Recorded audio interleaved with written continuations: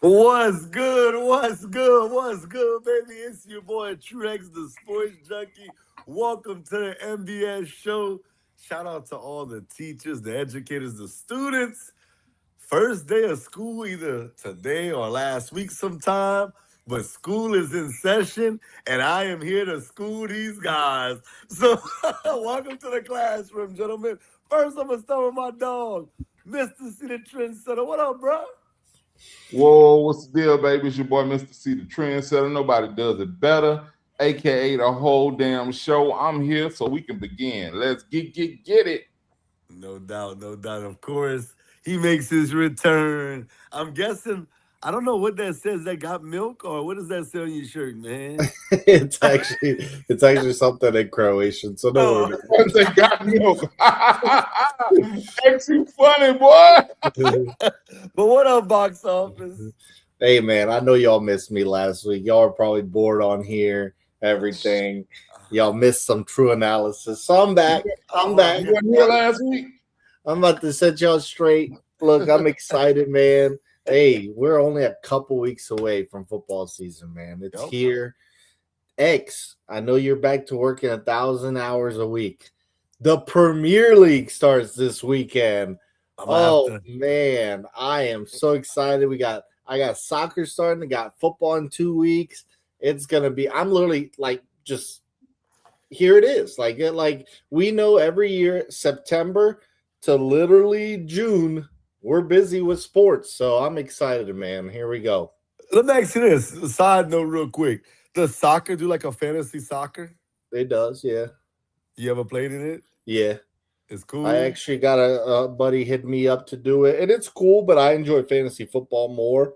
I think fantasy football is more exciting because, like, in soccer, it's less things to, keep track of, so it's less, interesting. For example, you get points if you predict a goal for that player to score a goal.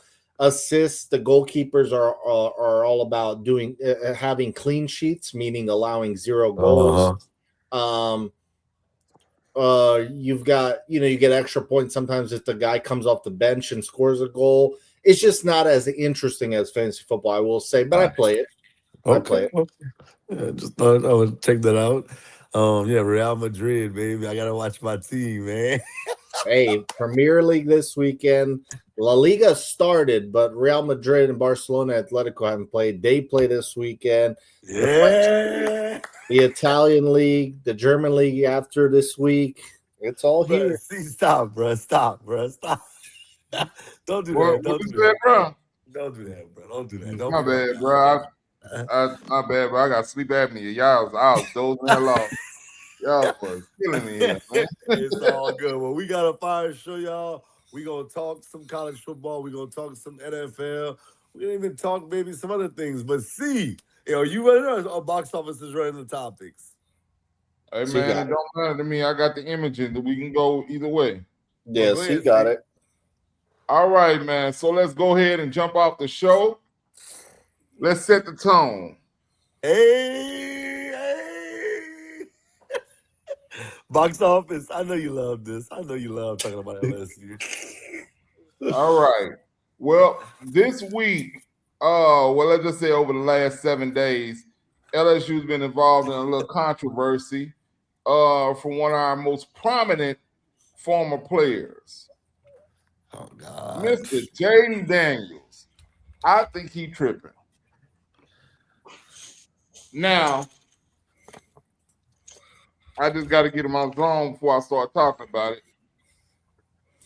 Jayden Daniels, he's sent a cease and desist letter to LSU to stop using his image in anything LSU because they allowed DJ Pickett, our sophomore cornerback, former 5-star, to wear the number 5 in his cease and desist, he said he felt disrespected.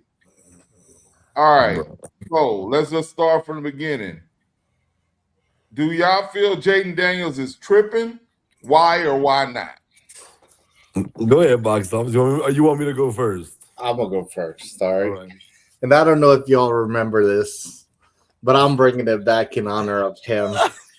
One of my favorite wrestlers ever, Chris Jericho. He had something that was super creative that I'm gonna steal going from here on out. Jayden Daniels, you just made the list. Hey, bro, hey, you look like Jericho on the slick. Yeah. I ain't gonna lie, that was one of the most creative things ever. It was awesome. You know, I got a fun fact. I actually met Jericho unexpectedly in Atlanta Hilton lobby. Really? I did. Yeah, it was crazy. I went down for breakfast with a buddy. We sit down. I look over. I'm like, is that Chris Jericho? I can imagine, bro. And we got a picture and everything. And Jericho, man, you know, y'all watch WWE. So Jericho is super funny, bro. Like to me, like, Jericho is funny. Angle was funny. Those guys, Eddie Guerrero, obviously. Like these guys just are super. The Rock, obviously, like so funny. Yeah.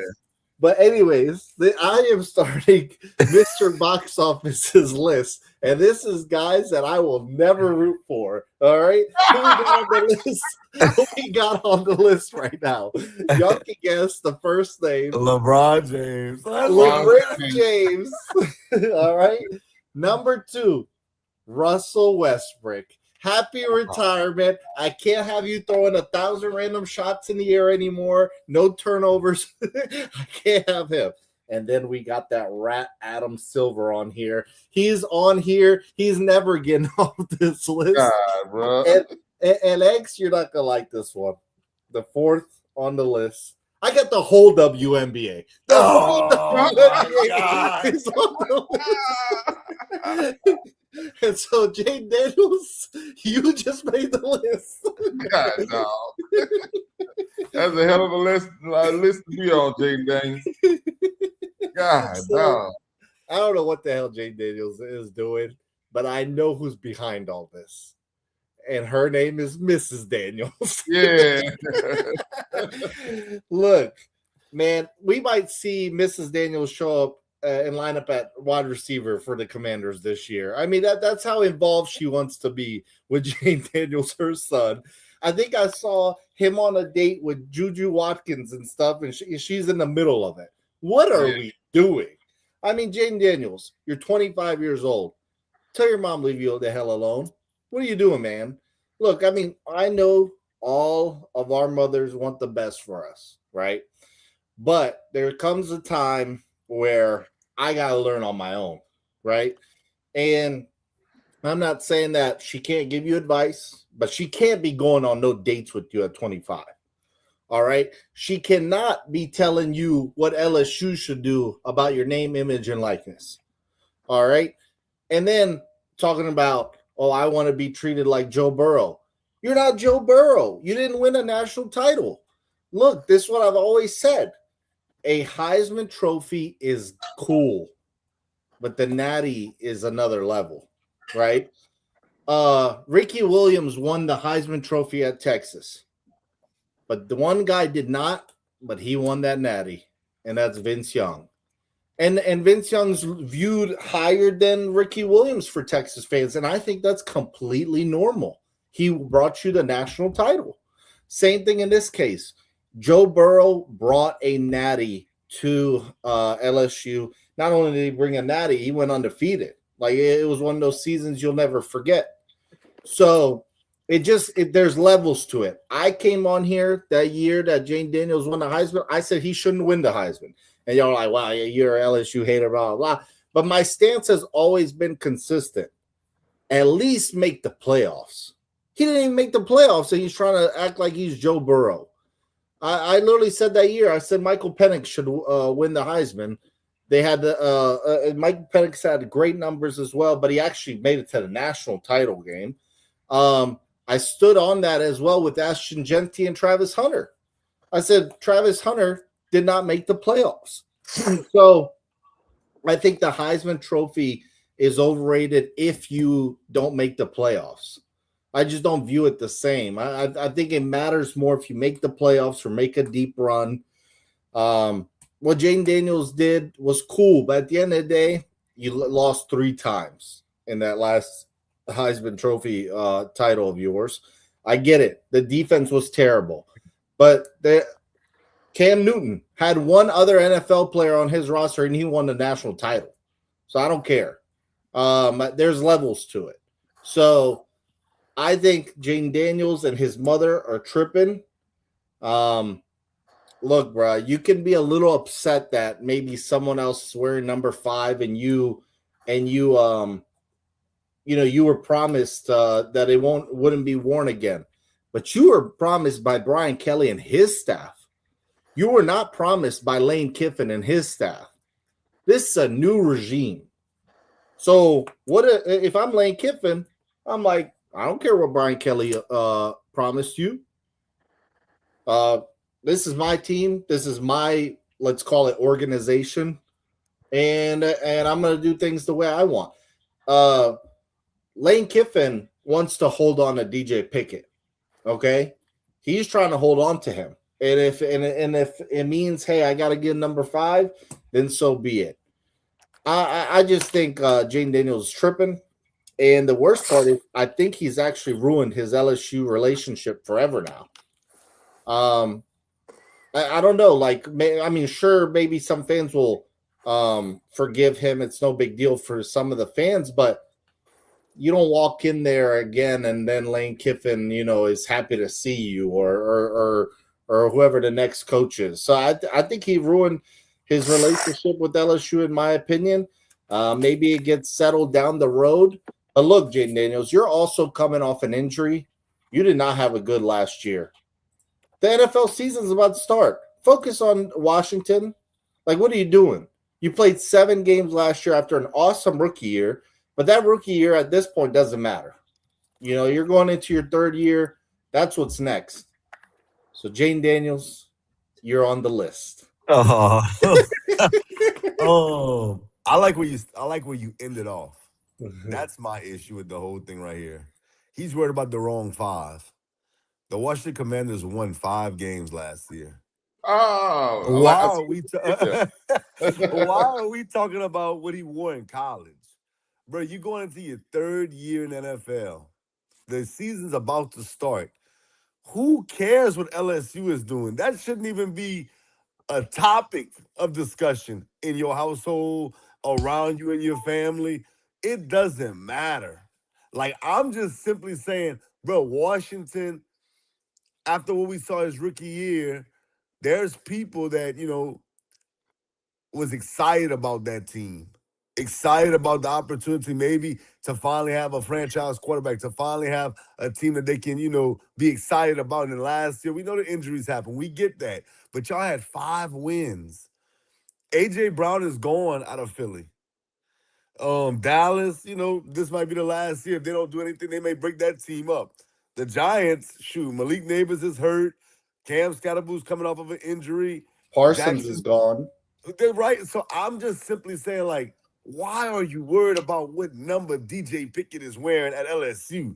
That shouldn't even be part of the conversation. That's why I feel like his mom, himself, his crew, whatever, his family, the people that surround him, like, they gotta set him straight, man. Like, that shouldn't even be nothing that we're even worried about. Hype up DJ Pickett, hype up LSU if you want to, but really your focus should be about what can I do to get the Commanders to the next level.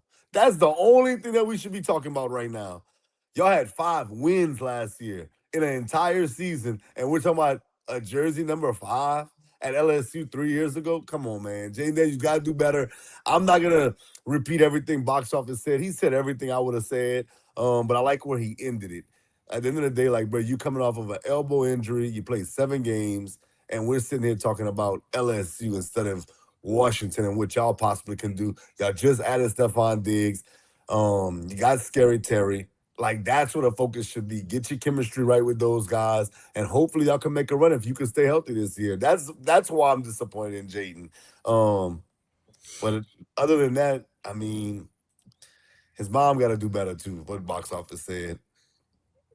And right before C goes, the only thing I'll add is if y'all remember when he left Arizona State, like them boys were tearing his locker up. Yep, I do remember that. And that stood like that came to my mind. I'm like, damn, maybe he's just not a likable dude, like with teammates, or maybe when he changes his decisions on certain things that he goes wrong about it. Maybe he doesn't like reach out to those people and just says F y'all, whatever. But I don't know. I'm just throwing things out there. Something that came to my mind.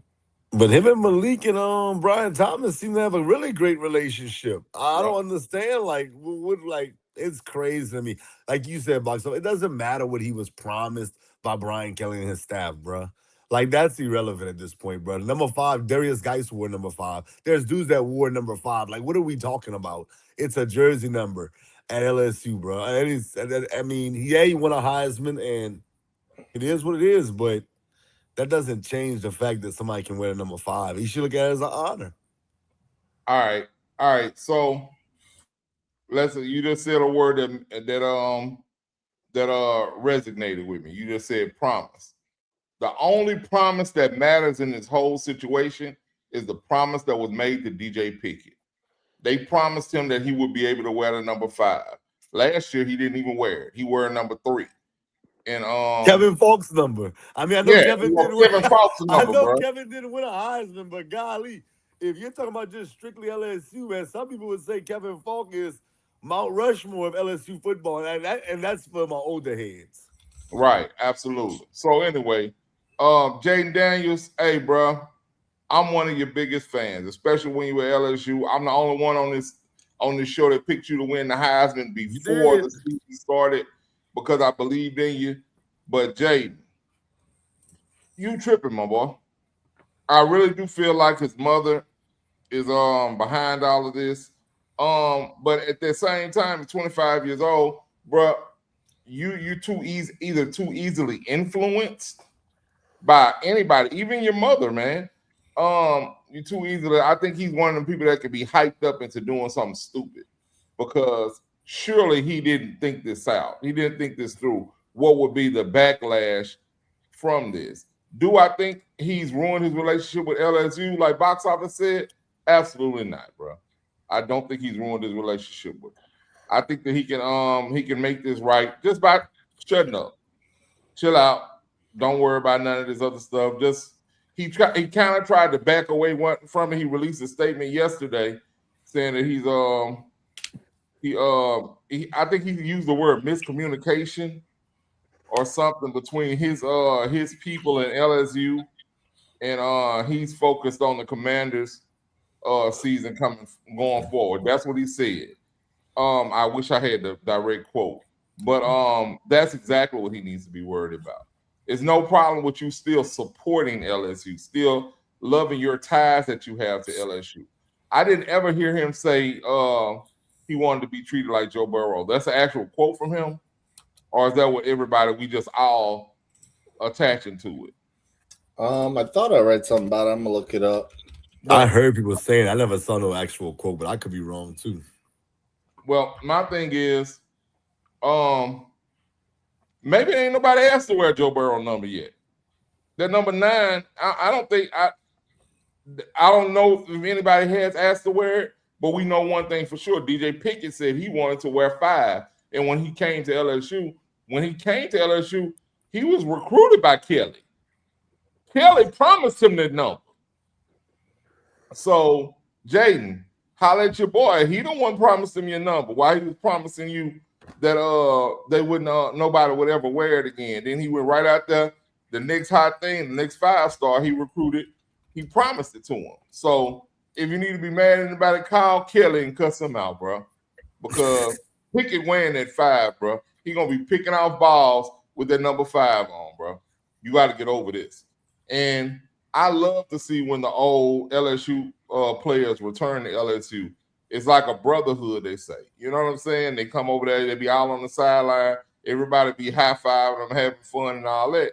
So I love to see that come back. And one big thing that I saw about this situation that made me say, oh, this is going to be ugly for Jayden. Leonard Fournette. Leonard Fournette came out on his podcast and said, hey, Jayden, nobody bigger than the program, bro. Nobody bigger than the program. I know you won the Heisman and everything, but bro, nobody bigger than the program. LSU, man. Somebody else can wear your number. He said, hell, I wore 7. He said it was Peterson, Tyrann Mathieu, all them wore before me. I wore it after them, and people have worn it after me. He said, I wore 7 as a freshman. So you now at LSU, you have to earn that 7. Bro, the thing is, Jayden gonna have to get past this. He's making a big deal. He hasn't ruined it as of yet, because he can still kind of back off of it, I believe. And he'll be welcome at Death Valley anytime he wants to go. But this was just stupid to do in the first place, bro. I don't think you have to think before you do things. And you need to seek wise counsel. Whoever advised you to do this, they should be fired. His mama? Fire your mama. Oh. Fire your mama from your business, bro. Fire your mama from your business. She's still going to be your mama. You can't fire her from that. But fire her from handling your business. If she advised you to do this, bro, I've seen so many memes. So many memes about this. And they are hilarious. They're hilarious, bro. I saw one that they had somebody created a meme of LSU practice, and they all had number 5 jerseys. Yeah, I saw that. I said, damn, bro, they going. That wasn't real, huh? That was real. No, that had to be. No, that had to be. I was about to say, bro, Lane Kiffin is wild if he doing that. Hey, bro, Lane Kiffin, if he'd have did that, bro, I swear to God, he'd be my favorite coach ever, bro. Hey, I don't know why I liked it. I don't put it past about what he did to that Texas A&M player last year after the game. He started talking junk to the Texas A&M player, and that's when I first started liking Lane Kiffin. I hated him all the way up to that very moment. But anyway, but Jayden, I think we all agree that Jayden Daniels is tripping. Do you think he could come back from this? I do. What about y'all? I think so, but long term, not right now. Yeah, I don't think he's gonna see the LSU campus for the next 5 years. Damn, but I think it's gonna die down after that. Yeah, it's definitely gonna die down. I can tell you. I mean, if Washington starts winning, I know people gonna think that I'm crazy saying this because it has nothing to do with LSU. But if they start winning, LSU's gonna be like, yeah, that was our quarterback. That's our quarterback. So yeah. Of course, winning changes all that. But yeah, I'm with you, Cito. Like, I think more people are upset with his mom. I honestly, I don't even think it's him so much. I think it's his mom. And the fact that he asked for his Heisman back too, I was like, come on, bro. I said, bro, this dude got the damn Heisman, bro. Come get it. I like that. I like that LSU said, "No, we ain't giving it back." Yeah, nobody listening to you, Jayden. You just he sounded like a kid, bro. He sounded like a spoiled kid when he said that, bro. And if I'm not, bro, they didn't retire my jersey. I won the Heisman too, as you can see right here. If they didn't retire my jersey, bro, they didn't retire. They're not retiring yours. And bro, the rules at LSU say that you're not even eligible to get your jersey retired until after 5 years after you playing for the school. So it's only one jersey that's been retired at LSU, and that's number 20, Billy Cannon. Uh-huh. And nobody else. We've had some players come out of LSU, bro. We've had national champions come out of LSU. We've had national champion Heisman Trophy winners come out of LSU. And one of them right there behind my left shoulder, Joe Burrow, his number isn't even retired. And like I said, we don't even know if anybody else asked to wear his number because that's like basically a quarterback number. And I don't know a quarterback that came in that was going to want to wear that since he's left. So like I said, hopefully Jayden can get over this. We can patch things up with him and in the university, and we can have him back on campus doing what he's supposed to do and being a great alumnus, somebody to and helping recruit at LSU like he should be. And man, we'll just see from there, man. I don't see how he allowed himself his head to be pumped up like this, going in like that, brother. It didn't make any sense to me, and I hope he gets it together. All right, any last comments on that subject before we move on? It's a dope picture. It's a dope picture, man. It's dope. Appreciate you, man. All right, so moving on to the next topic. Hey, we picking every conference in the country, and this week we are on to the ACC. We're gonna pick who I say the top two finishers and bottom two finishers. You can fill in anything else after you want to do it or whatever, but I just want the top two and bottom two finishers. Okay. Right, before we start, I'm gonna just say because I wasn't on here last week, my Big 12 winner. I'm actually going with BYU. Hey, look, I know that a lot of people think that it's Texas Tech. They are the favorites, but I just think it's too much to ask when they just lost Brandon Sorsby, and I think that he put them in a bad situation. And I get it; they probably still have the best roster, but BYU got beaten by Texas Tech twice last year. Mm-hmm. I think they get revenge. They've got a lot of starters coming back. And like I said, I think Texas Tech suffers with the quarterback, not being Brandon Sorsby. So just want to put that out there. So you don't think Hammond can get it done, huh? I don't know enough about him, but I do think that if they believed in him, they would have never called Brandon Sorsby. That's fair. That's kind of my thought process. But the Big 12 is tough to predict, though. It's a tough conference to predict. We saw Arizona State was very good with Cam Scatterboo and Jordan Tyson. And then it was Texas Tech last year with David Bailey and guys like that. And then, it's a conference that's tough to predict. No doubt. You want me to go first on this one? Go ahead. Yeah, you go first on. Okay, so let me start by saying I know shout out to C-May, comes through with the artwork, man, it's fire. But Notre Dame is not part of the conference, so we know that. So let's take them out. Full disclosure. That ChatGPT did that. I know. I'm just giving you all the time. That's what they need to do. How about that? And apparently ChatGPT already announced Clemson 2025 ACC football champs. They have the Which, by the way, last year's champs were actually Duke. Right. If y'all remember. Yep. Duke. Yep. Okay. Man, them boys got the ACC belongs to Clemson on there. Shout out to Chad, you better snub, bro. You're embarrassing me out here. I'm gonna tell my the top team to me. I'll be hard pressed not to pick Miami, bro. Playing for the national championship last year, getting Mensa to come in and play quarterback for them. I think that's big time. Tony's there, Fletcher's there, Cristobal's still the coach. I think Miami, bro, is gonna win the ACC. I'm just hard pressed to even pick somebody else to win. Now, to credit to box office, he's right. Duke did win it last year, so somebody can do it.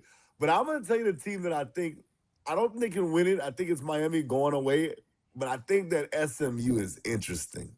I will say that Jennings, bro, I don't want to call him a dark horse Heisman. I guess I should say that because I don't think he's gonna win the Heisman. but he's shown in the past he's led SMU to the playoffs.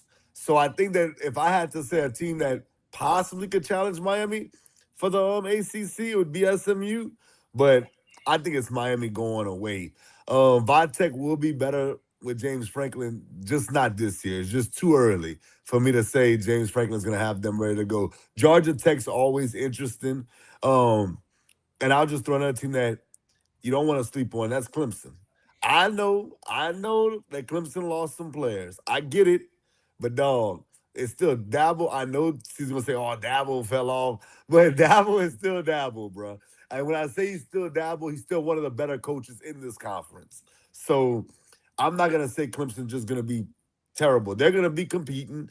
I just think they'll come up short because Miami, to me, is by far just the most talented team the way the season ended last year, they're gonna be hungry. They're gonna be trying to get over that hump. I guess you could say. So yeah, I think it's just them going away. Who I think is gonna be not very good. I mean, North Carolina. I think North Carolina still needs some time. Obviously, Belichick, he's trying this college thing out. I don't know how that's gonna work. Norville better do something at Florida State. Because I think that his time may be up soon if he don't get something done at Florida State this year. Because when Duke wins the ACC in football and you're not doing it at Florida State, now I know you had one good year and they got robbed, like some people can say, because their quarterback got hurt. But nonetheless, I think Norville has to get something done. And then another team I think is not going to be pretty good. That's going to be pretty bad, I should say. I think Stanford, bro. Stanford, I don't see it, bro. Maybe I'm tripping. I think Stanford's gonna struggle this year. Boston College is gonna struggle this year as well. Don't have high hopes for Cal. Don't have high hopes for Wake Forest. Pitt's always solid. Pitt's gonna be solid. But yeah, overall, it's gonna come down to Miami or SMU, and I'm gonna say Miami. And don't sleep on NC State. That's another dark horse I think that can do some stuff in the ACC and get a couple of big wins. So you got Miami over SMU in the ACC title game. Yeah. I think Jennings is going to be really good for SMU this year. Okay, well I'll go next then. Um, yeah, I actually agree a lot with X. Now, fun fact: Miami's never won the ACC. Right.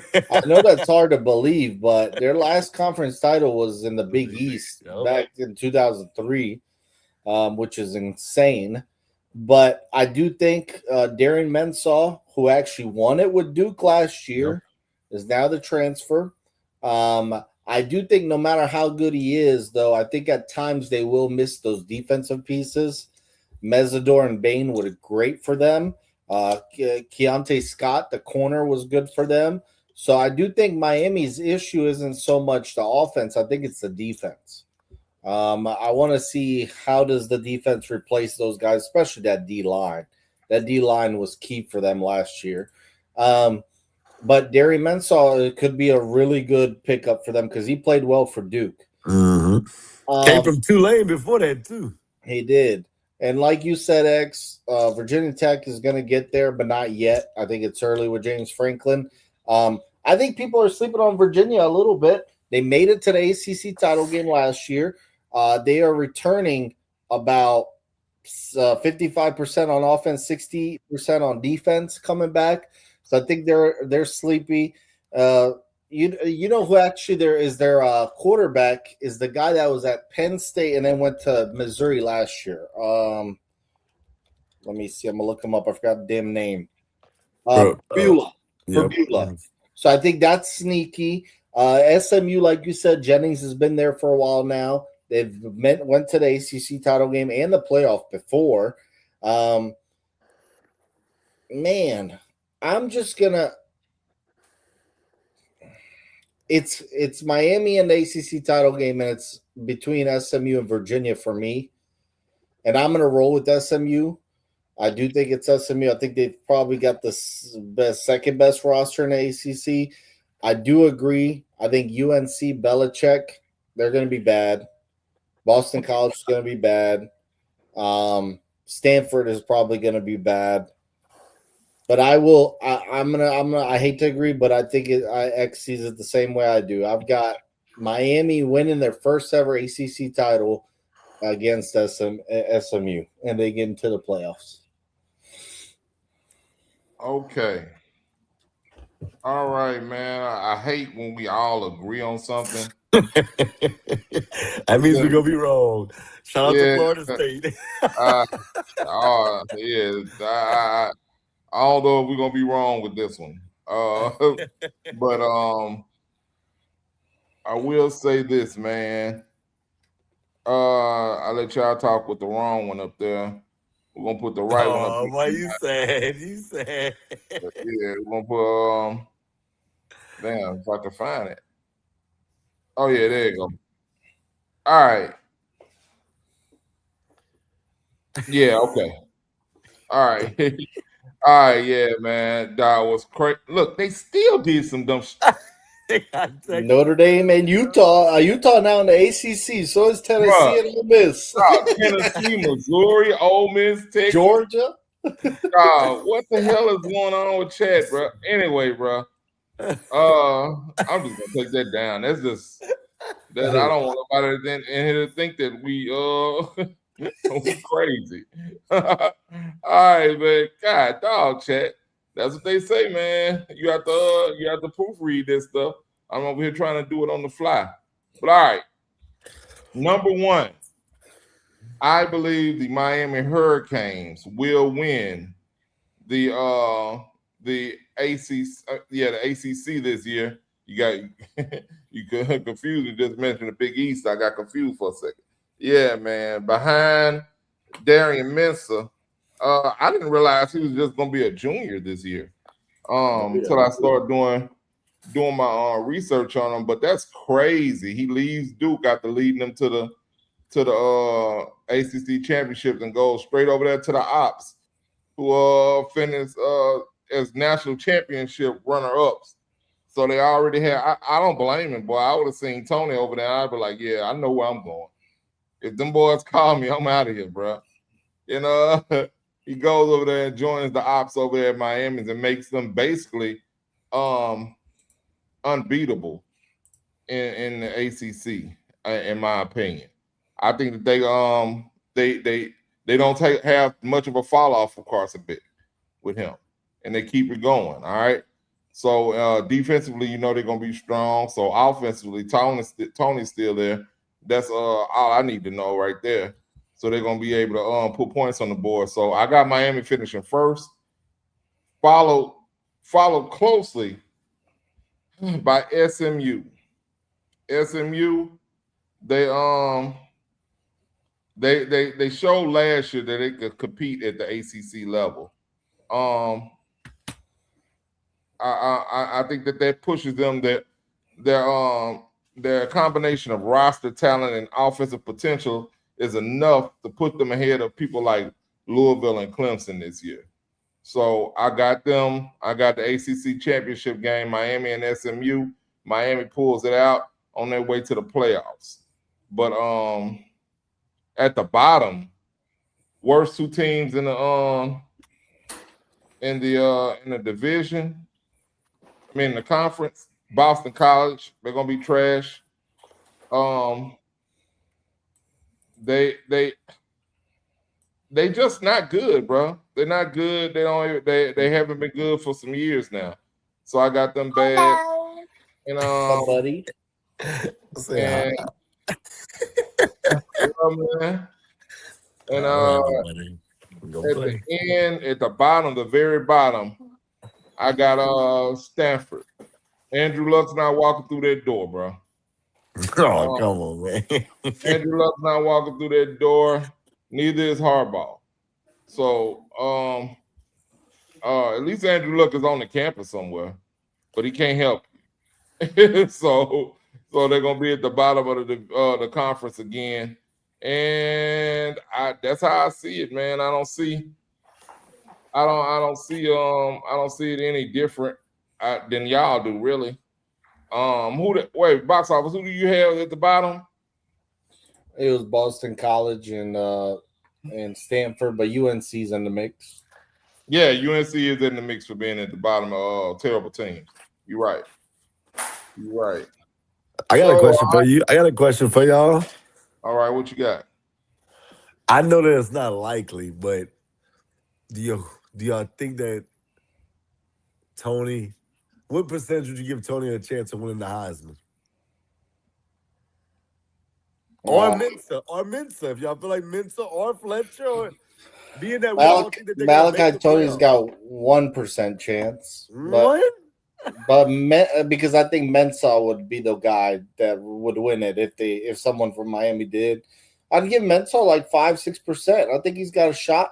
One thing we didn't mention is he actually not only does he have Malachi Tony, he brought his best Duke wide receiver with them, Mhm. Cooper Barquette.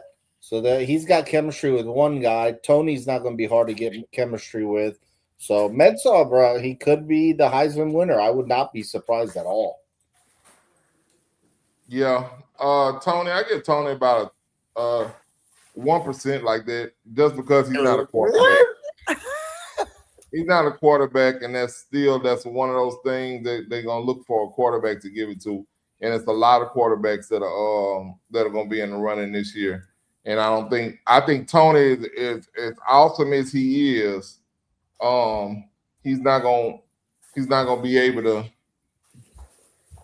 overcome one of those quarterbacks in the Heisman race. So One thing I like about Mensah, he doesn't turn the ball over. I just looked that up. 6 yeah. interceptions each of the last 2 years. Like, that's great.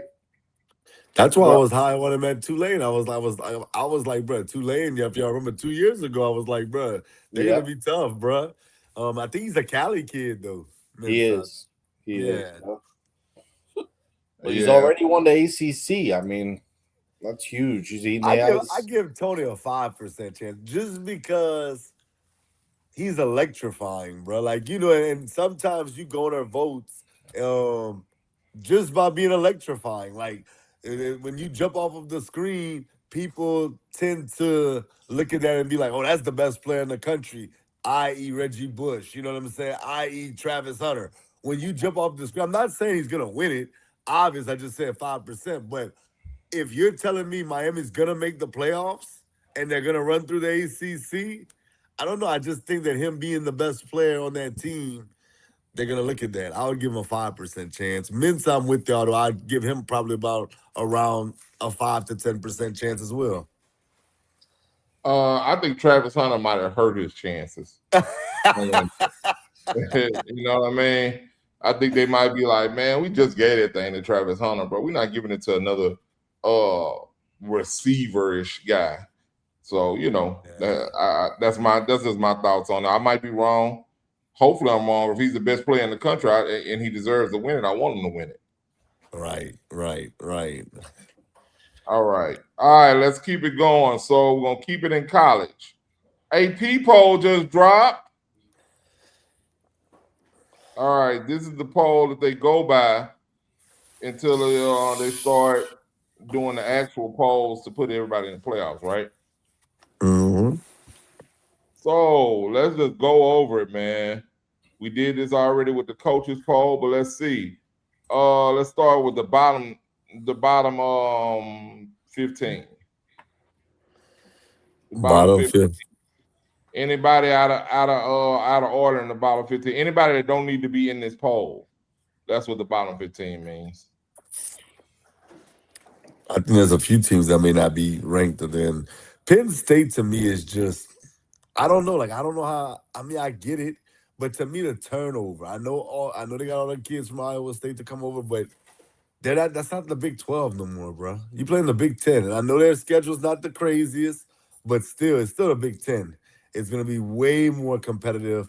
You can make a case the Big 10 is the best conference in football. I know Boxer would say, I don't know why you're making a case. It is the best conference in football. So I don't know. Penn State lost so much last year. I mean, this past year. I don't love them. And I could be completely wrong about them, but to me, they're gonna fall pretty early too. Tennessee's interesting. Tennessee is really interesting to me. They could be really good or really bad. Like I feel like they're gonna be either really good and they're gonna be a sleeper team, or they're gonna be a team that is just not that good. Iowa's always pretty consistent. But I can see them dropping out the top 25 as well, just because the Big Ten is really good. Missouri, I just think the SEC is too loaded. I think Missouri ends up dropping out the top 25. So there's a few teams. SMU can move up for sure if they can end up, possibly winning the ACC or playing for the championship like we think they can do. I think that's a good one for them. Michigan. I don't know how I feel about Michigan either, bro. I don't know how good Michigan is. You're hearing stories about Bryson Wood really can't throw the ball. People feel like he's just more of like a one-dimensional quarterback. We're gonna find out this year. And then last but not least, I think the sleeper team is Southern California, bro. USC. I think that they can actually come up their list. Okay. We're touching on the last 15, right? Yes, sir. Okay, so I'm gonna start off right at the top. Oklahoma. I don't know, man, because they've got to improve offensively. You know that So they were I thought we was talking about the bottom 15 first.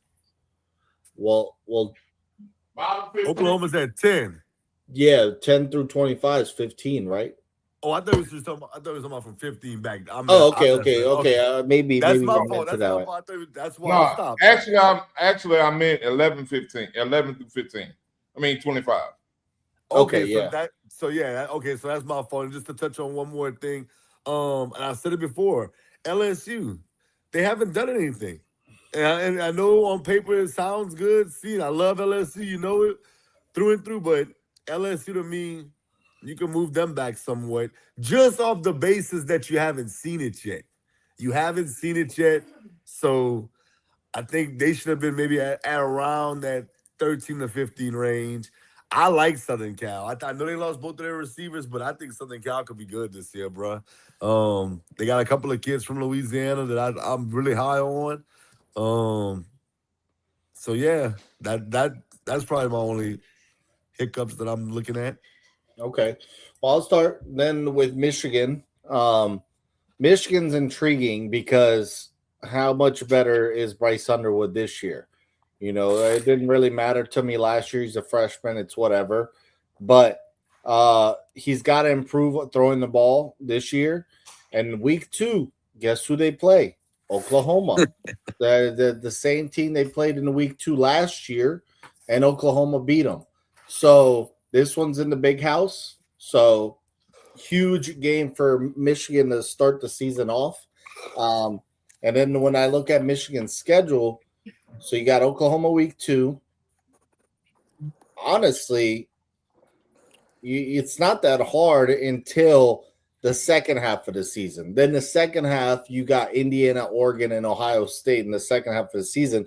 But Michigan, if they take care of Oklahoma, they could easily be 7-0. So it's just how legit are they? New coach Kyle Whittingham. And that brings me to the team that I don't think is top 25, and that's Utah, because they lost Kyle Whittingham. I think that's a big difference. He was a really good coach for Utah and their standard for the last 20 years. He always kept them relevant. So I don't know about Utah. I would not have them in as of right now. I know X isn't sold on Penn State. I'm not sold on them as a playoff team, but I actually think their schedule is very favorable. So I'm okay with them top 25. Iowa and Missouri, they're like twins to me. They're always going to be top 25 in tough conferences, and they'll play in Alabama or Michigan or in Ohio State very tough, but they're probably never going to win the conference. So I think that they're okay being, 18, 19, 20, 25 in that area. Southern Cal, X said it, very intriguing. Lincoln Riley's got to get it going eventually there. They have a favorable schedule. They have a quarterback coming back. So that's huge. And then, like I said about BYU, I like BYU. I think that they're going to make the playoff. I think that they're going to win the Big 12. So I think BYU is perfectly fine at 14-15.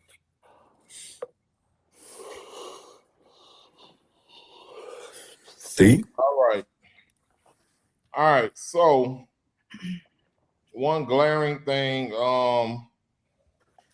that I look at, I see Missouri, and it might just be me. I'm never sold on Missouri. I don't think they belong in the SEC. They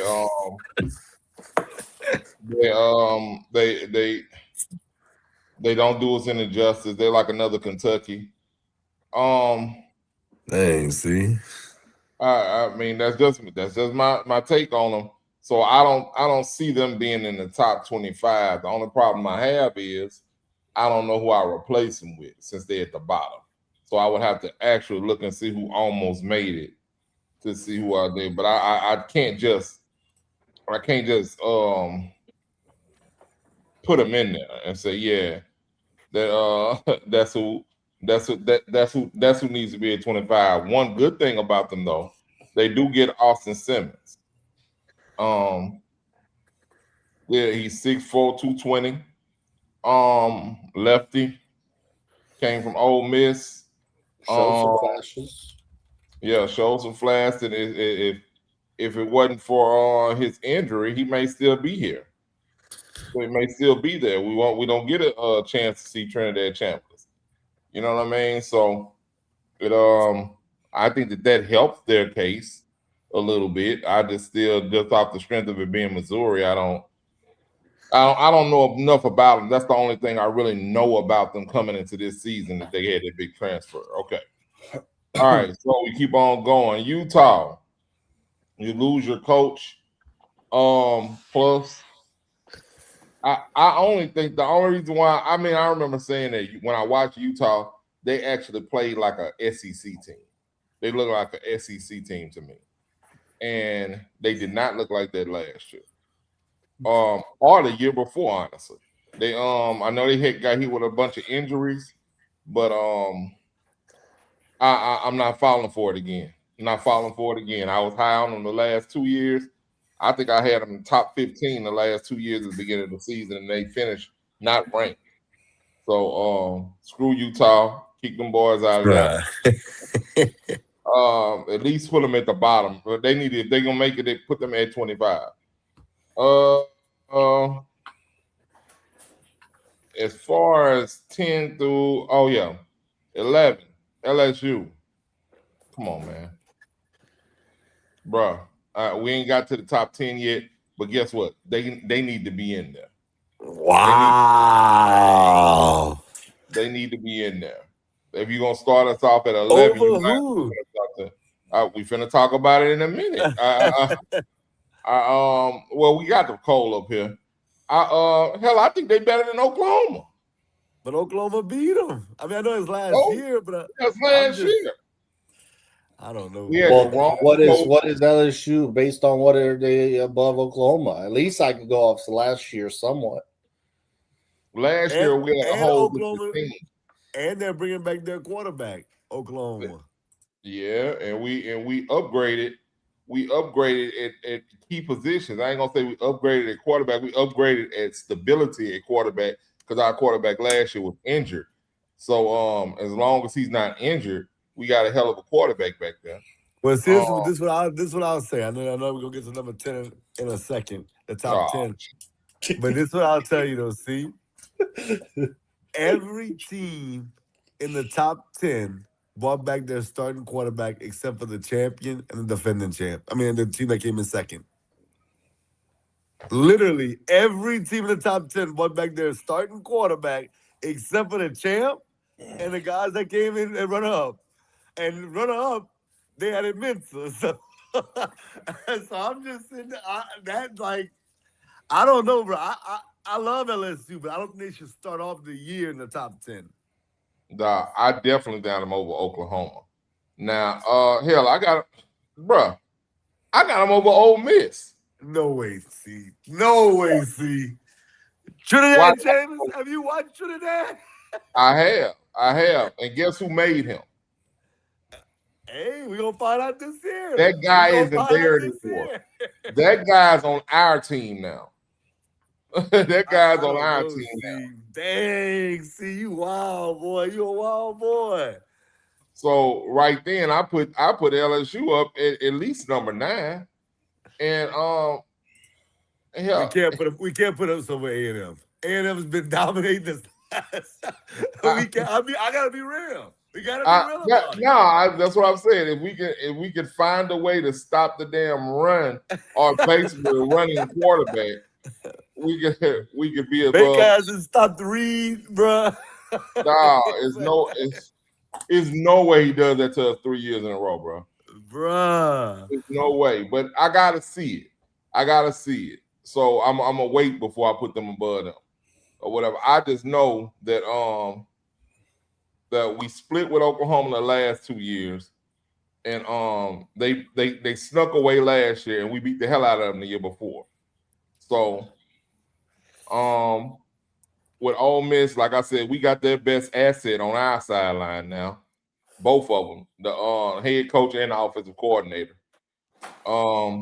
So that's why that's my only glaring thing. And maybe Texas Tech and Alabama, I flip them just off GP.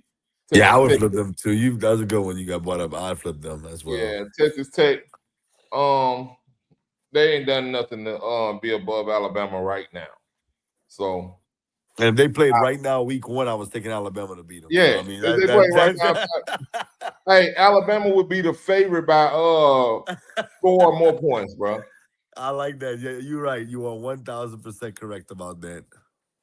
So that's where I'm at with the bottom 15. All right, let's go to the top 10, man. Any glaring mistakes in the top 10 on the AP poll to you? See, this is where you about to be like, X, I cannot believe you. Real talk. There's only one thing I think that the AP poll did wrong in the top 10. What? I think Texas should be number 2. Mm. 1 or 2. I think Texas should be 1 or 2. Outside of that, I have no issue with the top 10 at all. I just think Texas should be 1 or 2. I think it should be Ohio State, Texas, depending on however you view it. They should be 1 or 2. And then after that, I mean, everybody else, like, you can flip a coin. You can go Georgia, Oregon, Notre Dame. I'm cool with those. Indiana, even though they lost the Heisman Trophy winner, and I know they lost some players, bruh, I believe in Cignetti. So I have no problem with them being at 6. Miami's loaded offensively. So I have no problem with them at 7. And if I was ranking 10, 9, 8, 7, I would actually put them exactly in that order. I would put Oklahoma at 10, Ole Miss at 9, only because Ole Miss lost their coach and their offensive coordinator and some other, like their running back coach. They lost other little position coaches. But I think that Ole Miss being at 9 is perfect. A&M at 8 is perfect. Miami at 7 under Indiana is still perfect. And like I said, Texas going to number 1 or 2. I have no issue with them being at 2 and you putting Ohio State 1, but everybody else, I think just what you see on paper, I just think Texas is better on paper than the other 3 teams that's ranked in front of them. The only team that you might be able to say, X, come on, man, based on like we just talked about LSU, Georgia, for whatever reason, owns Texas. So if you want to say Georgia belongs in front of Texas, okay. But I think Texas should be 1 or 2, and I think that's the only thing the AP got wrong in the top 10. All right, I'll go next. Just my thoughts as a whole. So, what's interesting is 17 out of the 25 are SEC or Big 10, which is huge. Another thing is Ohio State being ranked number 1. Can y'all name? There's only been 2 national champs that went preseason number 1 and won the Natty since the year 2000. Can y'all name them? Oh, I like that. That's a good question. Bama. Bama for sure. Bama, yes, but try to predict at least the year. I mean, I know they won like 1,000 times, but like at least any year that sticks out. So Bama's one of them, though. Bama, I would say. Was it 16? Was it with who? 2016 in Bama? Yeah, actually. Devonta Smith? It was Tua where he threw the touchdown to Devontae Smith to beat Georgia. Yeah. So that year, but that wasn't the Devontae Smith Heisman year. Okay, the other one has to be Georgia. No. Georgia wasn't number one when Stinson Bennett went back to back? Wow. Okay, let me see. If it wasn't Georgia, it's since Miami? 2000. Nope. No, Miami didn't. I don't think Miami won since then. Oh, in 2000, yeah. 2001 is what he's thinking. Hey. Let's go. I feel like USC, but I'm not 100% sure. USC? You got it. USC 2004. Okay. Yeah, they were loaded early on, so I can see that. Yeah. Okay. But Ohio State is loaded, bro. Them dudes is loaded. They are loaded, but I know they don't want to be first, just because more pressure. But in terms of the top 10, like I was talking about Oklahoma, man, they got to improve offensively. The Oklahoma is a good defensive team, but they need to improve offensively. That was their issue last year. I know they made the playoff, so it's still a good year. But this year, they also have that brutal schedule. I mean, like I said, they start off with Michigan week 2. They play Texas in Dallas as usual. They go to Georgia this year. They go to Florida. They got Ole Miss and A&M and Missouri at home. So these are not lucky or easy games. Oklahoma's going to be outside the top 25 at the end of the season. Oh, my God. Yeah, I like Ole Miss being at number 9. You know, they bring back their quarterback and their running back. You know, I know C's saying Lane Kiffin made them. Well, they won 2 playoff games without Lane Kiffin. So I'm okay with Ole Miss being there, number 9. They lost some talent defensively, though. So we'll see. Texas A&M, man, I mean, look, they made the playoff and they played Miami very tough. Right. Marcel Reed has had some good games, but will they finally flip the script and take it to the SEC title game? Indiana, not much to say there, man. We all believe in Cignetti, so that's cool. Texas at 5. I think Texas is legit, and I'm okay with Texas being at 5. You know, like X said, if they were higher, great. I don't think they should be lower than 5. So I'm okay with them at 5. That's fine. Notre Dame, I'm huge on CJ Carr, Marcus Freeman. I like CJ Carr, though. I think he's a good quarterback. So I'm cool with that. Plus, they have a favorable schedule. Georgia's going to be tough as always. We know they're one of the best rosters in the nation. Oregon, man, look, Oregon's very talented. Is this the year that they take it to the national title game? Is this the year Dan Lanning takes them to the next level? And obviously, we know Ohio State's stacked. So I actually don't have a lot of issues with number 10. I think for the most part, I actually agree with it. So I'm cool with the top 10 being this way. All right. So I alluded to my problem early on. All right. LSU not being in the top 10. And you asked me why, right? Ask me why. So I'm just gonna give you a couple of the players to watch on LSU's team this year. First off, transfer in from Arizona State, Sam Levitt, quarterback. He has playoff experience. Yeah. He almost pulled off a big upset against box office them 2 years ago. And he also has injury experience. Oh, look at you just made my list, box office. But I think that's the key with LSU. Is he going to stay healthy? Yeah, he's gonna stay healthy. We got the best trainers in the world down here. But all right, so we got Sam Levitt, and you know what happened last time we had a transfer from Arizona State. I like that. Yeah, y'all missed the playoffs. Yeah, but you know his performance. That's what I'm saying. We get him and we fix him over here. That's what happened. That's what happened when you come to LSU. All right, so then we're gonna talk about, speaking of injuries, coming out of an injury, somebody who he's actually probably the best the best linebacker in the country. He's on the list for the Buckets Award and the Bronco Nagurski Award. With Weeks returns to lead the defense, and I don't know how much Oh, LSU you God. watch box office, but that number 40 be flying to the ball. He's Man, a monster, he and he be got his flying little away brother. from Marcel Reed though. Huh? Oh, God. Let's see This this guy. year.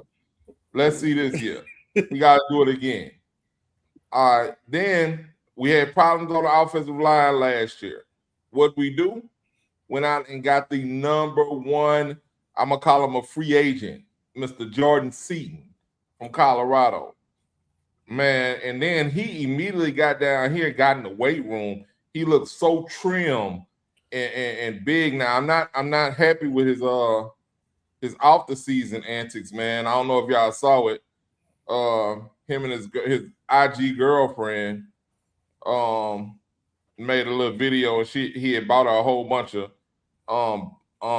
what do they call the bags? Go yard bags.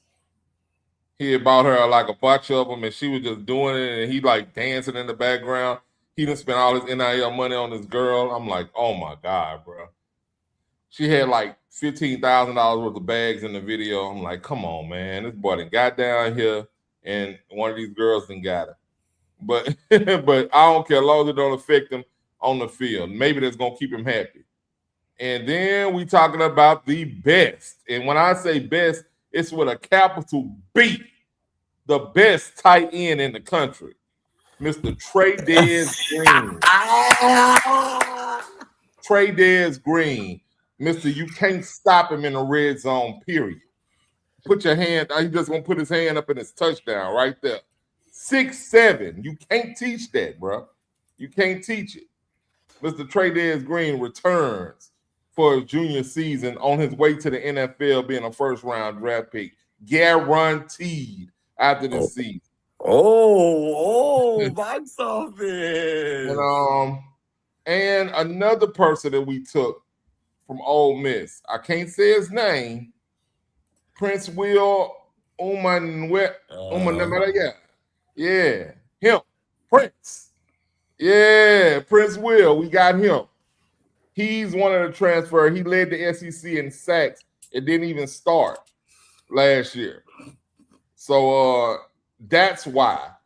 Those are just 5 reasons why I think that LSU will be in the should be in the top 10. Not to mention the person that's starting up the whole stink about the number 5, cornerback DJ Pickett. He's former 5-star. He's coming in for his second year. All right. We got the running back room is loaded, but we got Harlem Berry returning for his second year.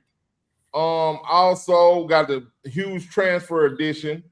He led the SEC in tackles with 98 last year. TJ Daughtery. Make sure you keep that. Yeah, write him on your list too. Now change your list to the people that's gonna piss you off this year. That's the name of your list. So all those reasons are the reasons why I have them above Oklahoma, above an Ole Miss. And depending upon how we start the season, I'm going to pick them against Texas A&M because we got them at home too. But we'll see. We'll see. But other than that, you already know the glaring mistake I have in the top 10, right? I'm going to let y'all tell everybody. The what? The glaring mistake in this top 10 to me. Who I don't believe deserve to be in the top 10. Notre Dame. Get your ass out the top 10, bro. Notre Dame is better than LSU. Bro, they're not, bro. They not, bro. They not. Notre Dame is better than LSU, bro. What are you smoking, bro? And you know what really pisses me off? You see this little 6 right here? 6 people voted for them to be number 1 in the country. Notre Dame is legit, bro. Nah, I agree with you on that. I do agree with you on that, C. There's no way you vote for them to be number 1 over Ohio State. That's crazy. Or Texas, in my opinion. I like Notre Dame. I'm with box office as far as liking them. But number one, hell no, not over Ohio State. Bruh, the fact that they are above the defending champion Indiana Hoosiers with I don't care if the quarterback gone. Signetti back, right? They were the Hey, last team to beat them too. bro, who cares, bro? Hey, man, I'm just Hey, giving you man. information. See, Hey, you man. should Hey, have with it. yeah, man. I'm gonna throw it out the window, bro. That was 2 years ago. All right, Hey, it so happened though. I It got, happened. bro. I got Texas over them. I got Indiana over them. I got Miami over them. And if just out of respect, I'll keep them in the top 10. But they're at 8. They're at 8. They're not above 8. They're not above 8. And the fact that they got 6 first place votes makes me feel like those people need to be drug tested and they don't need to be able to vote anymore.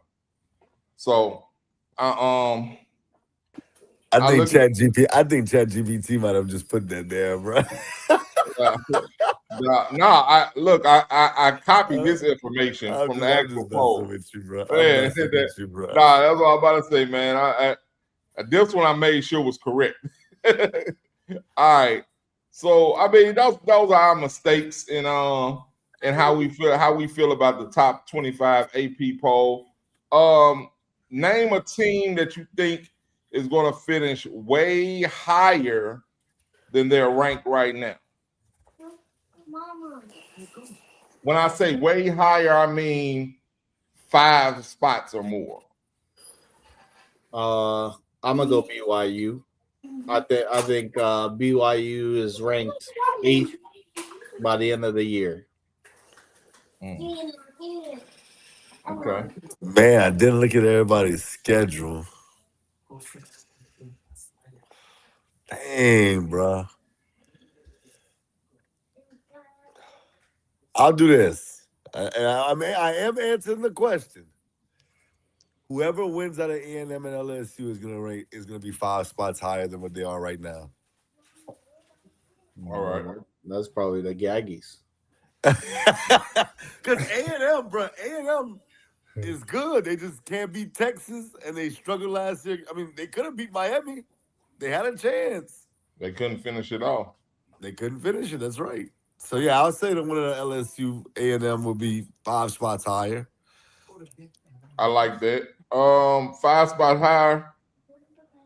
LSU. Y'all guess who in the pick? LSU. They're starting off. That's the only thing I don't mind about them being at 11. It's easier for them to finish higher than they started. So they definitely won't be below 11 by the end of the season. So I'm picking them. All right. So who's going to take a dramatic tumble, like 5 spots lower? Oklahoma, LSU, and Texas Tech. Bro, you're such a hater, bro. I swear to God. I'm not a hater. I've been right about LSU last couple of years. Bro. I'm gonna say Penn State. Penn State, Oklahoma. I'm with you on that. See, I know what you're saying, but I don't think Ole Miss is gonna be bad. They just may not be as good as where they're at right now. I'm not saying really it. Yeah, I like Trinidad, bro. I think Trinidad's a gamer, bro. So Agreed. yeah, I'll just stick with those 2 teams as of now. Penn State and Oklahoma. They'll drop. All right, I'm gonna jump it off. Texas, they're not gonna finish in the top 10. Wow, I think Texas can win it all, bro. I'm dead serious. We're gonna clip that, but they won't. They won't, bro. They won't. That what history has shown us with these guys is that they're gonna go in and they're gonna lose. They're gonna lose to y'all have to play Ohio State again, right? Week 2. Week 2, they're gonna lose that one. They got to come down to LSU. That's 2 losses already. And I'm not so sure y'all gonna beat Texas A&M. So that right there gonna take you out the top 10, buddy. I will say I do as of today. That's just today. It could change. I do have Ohio State beating Texas. I will agree with you on that. Right, right. Just because I think that it's so early. I know Arch finished the season strong last year, but dog, Ohio State's loaded, bro. I don't know if they're ready for that quite It's yet. something. So It's, early. it's something about Arch, bro. I just don't think. I think last year it was he had so many high expectations, and that got to him at the beginning of the year. I could argue that the expectations are higher this year because he's had a year under his belt than they were last year. So I think he buckles under the pressure this year. Y'all do know who's calling plays for Ohio State, right? Chip. No, Chip. Yeah, Chip left. Yeah, he left. He I don't know did. where the Yeah. hell Chip at never now. I think he's in Vegas actually. I don't know. I think he is. I think you're right. I think you are right. That scrub, Arthur Smith. Hey, If y'all remember, I hated Arthur Smith. yeah, but brother, got Jeremiah Smith. You talking about the wrong? That's the problem. Arthur Smith does not use his weapons, bruh. I think Ohio State actually is going to struggle offensively at times because of Arthur Smith. I think they're going to. I think Arthur Smith is going to ruin that offense. The defense is going to be so too good. much talent, bro.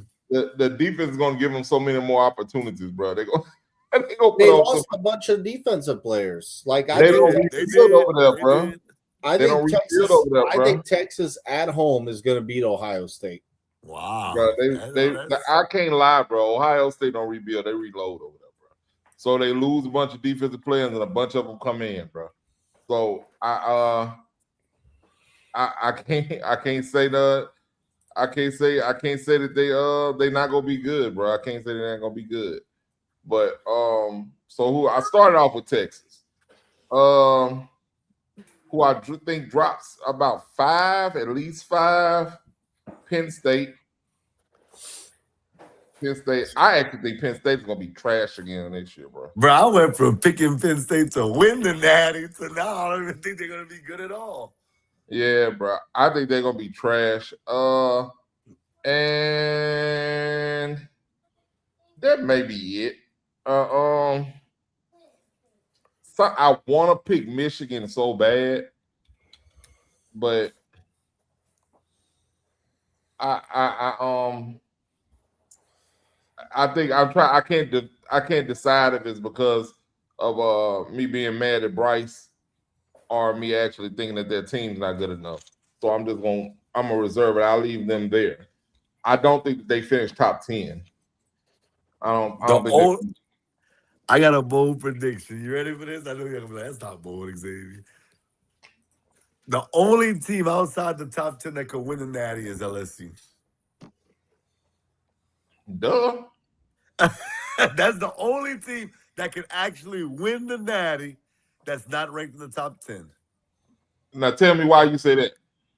Because LSU has a really good roster. But the rest of the teams, Texas Tech's not winning the Natty, bro. Alabama, I just think they're kind of, it's not Saban. If Saban was there, I would definitely put Alabama. They can win the Natty. BYU's not winning the Natty. I love Southern Cal. I think they're a sleeper team, but they're not winning the Natty. Michigan for sure not winning the Natty. Like, there's no team right there that I'm going to sit here and say is going to win the Natty. LSU's the only team that has a shot if they catch lightning in a bottle that can win the Natty. That's not ranked in the top 10. You got one box office? I don't think any of them can win it. But if anybody can, I'll go Alabama because I like Kalen DeBoer. I'm telling you, the issue with LSU is can Sam Levitt stay healthy? But they got my boy from USC, the little quarterback, the little 5-star dude. What's his name? I can't think of his name. But he was like highly touted. Like everybody wanted him. Like they thought they were gonna get him at other schools to be their starting quarterback. That fool chose LSU to be a backup. Yeah, but there's a reason LSU called Sam Levitt. No, they don't believe in that kid yet. And when I look at it, I'm looking at it right now. Give me a second. So last year, obviously, we know Sam Levitt missed games. Right. The year before, he stayed healthy. The year before that, he missed games. Right. So when I say missed games, like he missed like more than like 6. So he just got to prove to me that he can actually stay healthy. I don't know, man. So it's an every other year thing, is what you're telling me. Miss games, don't miss games. Miss games, don't miss So games. far, but we'll see. Hey, That ain't guaranteed. I hey, don't we know. only don't miss game year, bro. But I think it's just so much talent on LSU's team that we not only have we're not Sam Levitt. It definitely is dependent upon his health.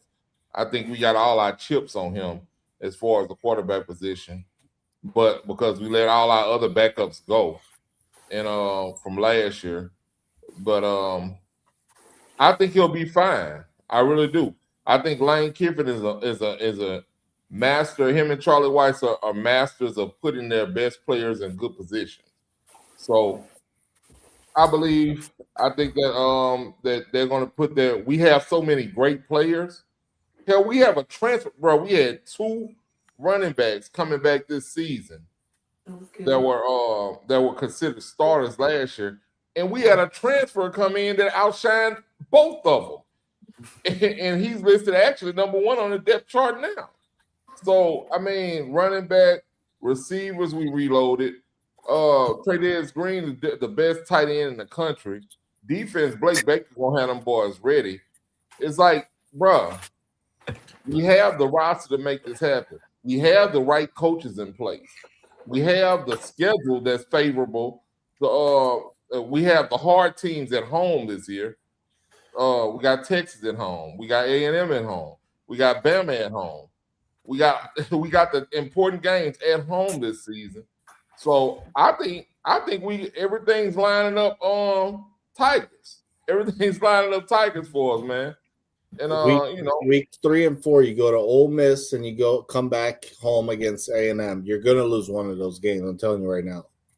Why are you telling me that? Oh man. Well, what one Texas A&M owns you, and you say Blake Baker's gonna have them boys ready. He never has them ready against A&M, so that's number 1. That's why. And number 2, you play Ole Miss at Ole Miss. I don't know if Lane Kiffin's gonna make it out alive out of Mississippi. I don't know. They are gonna go after his ass. We sending some shooters with Lane up there to Ole Miss. The Mississippi boys don't want it with that boot boy. Well, we sending You're South gonna lose BR. one of those games. You're gonna lose one of those games. We sending South BR to escort Lane Kiffin to Ole Miss for that game, bro. And I bet you they get him out of there, bro. They're gonna throw them lose one of those 2 games. Is anybody gonna go undefeated this year? LSU. No. Oh. No one's going undefeated. But I'll tell you the team that has the best shot, Notre Dame, because they control their schedule. They're gonna lose a Southern Illinois ass team, bro. They're not. They're gonna lose to the weirdest team. They're gonna lose to Troy or somebody. So you think CJ Carr is gonna win the Heisman? No, I didn't say they are going undefeated. I'm saying if anybody is, it's them. Their schedule's very favorable. Look, they go to at BYU, tough game. I'll give them that. And they play Miami at home, and they play SMU at home. Like that's it. Like that, their schedule. They can go undefeated. Well, they're gonna beat BYU and they're gonna beat SMU. I do think that Miami's gonna be the tricky one. I do agree with you. They have that favorable schedule every year, bro. But they've done really well though. Like Marcus Freeman just took them to the Natty team, bro. I think he's sleeping on CJ Carr. See, I'm telling you, I think CJ Carr is better than Sam Levitt. Why I ain't say that? See, I ain't say that. I think they're both. If Levitt's healthy, bro, Levitt's good, but he has to be healthy. Yeah, bring your water. But I don't think anybody goes undefeated though. Ooh, man. I don't. I will say after looking at LSU's schedule though, compared to other SEC teams, it is favorable. I told you that, man. You gotta listen to me, bro. But I still think you're gonna lose weeks 3 or 4 against Ole Miss or A&M. I don't. My last thing before we get on out of this topic. How many losses can a team take to make the playoffs and still make the playoffs, I should say? 2. Well, I mean, I think it depends on the team, right? Like, so I think Texas can afford 3 losses and get in, for example. Meanwhile, Notre Dame can't afford 3 losses. Right. BYU can't afford 3 losses, and Texas Tech can't afford 3 losses. So it just depends on the team. But I think with 2 losses, you're guaranteed to get in. As long as you're one of the upper echelon teams out the gate, and who you lost to, it matters. Right? Yeah. I think 2 losses. I think 2 losses. You can get in. I don't think 3, unless you're like in one of them Tulane ass schools or something like that. That might get in or whatever. But I got a better question. Do we have a situation this year again like Duke winning the ACC and missing the playoffs? Do we have any kind of situation like that again? The whole Miami and the controversy with Notre Dame. I think there's going to be some type of controversy, but I do think that this year the Power 4 winners get in. Okay, I'll say this. I mean, as far as kind of going back a little bit, I think the winner of Miami Notre Dame is going to go undefeated. Whoever wins that game, the other team's going to go undefeated this year. But as far as controversy, there's always going to be controversy, see? Always. I mean, there's going to be controversy. I think that was one of the bigger controversies that we've seen in recent years. It was. But I kind of like your take because I think Miami's going to go. Miami's going to beat Notre Dame, and I can see them going undefeated. So it is what it is. All right. So, any other comments on this subject before we go to the next topic? No, y'all coming soon. We're gonna tell y'all the Heisman winner and who's gonna win the Natty. Just give it some time. Let the weeks marinate a little bit more. Right. All right. So, last topic of the night. Hopefully, we're gonna take it to the NFL, and we've taken care of what do we do then? NFC East and AFC East. Some box stuff. And the NFC. I'll keep wanting to call them the Central. It's not the Central. We've done the North. Yeah, we did. And we did the East last week. And we did the East. And this week we'll do the South, and I guess the West next week. So y'all last week covered the NFC and AFC East, and y'all both had New England, and C had the Cowboys, and X had the Eagles. Yep. Okay. Yeah. So I'll go with my predictions real quick. AFC East, I'm going Buffalo. Wow. Bro, I think the issue with New England is they just lost the Super Bowl, and I think we know how teams, when they lose the Super Bowl, they take a step back normally. Right. Not the Kansas Cities of the world. They find themselves back in the Super Bowl, no problem. But I do think even with A.J. Brown there, I think New England takes a little bit of a step back. When I make my final predictions, I'll see if they have enough to make the playoffs. I'm not sure right now. But them two teams are definitely going to end up first and second in the right. Game. The Jets, they're going to get Aaron Glenn fired. And the Dolphins are going to be battling Arizona for Arch Manning, basically. That's how bad Miami's going to be. So we agree with you on that. We both thought it's a 2-team race.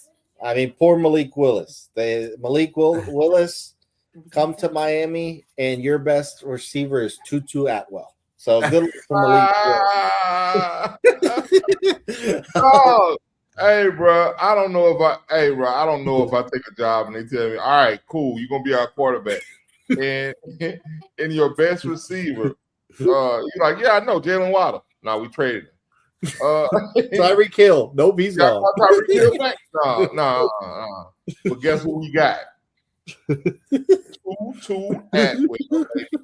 I got you. You good. Boy, I think I say, whoa, I'm glad I ain't signed it yet, bro. I think I'm gonna stay a backup in Green Bay. I'm not coming. Wow. I'm not coming, man. I'm not coming to get my head beat in and nobody to throw to. But I got Buffalo though. I'm just going best quarterback. Look, and I do like the DJ Moore addition. Yeah.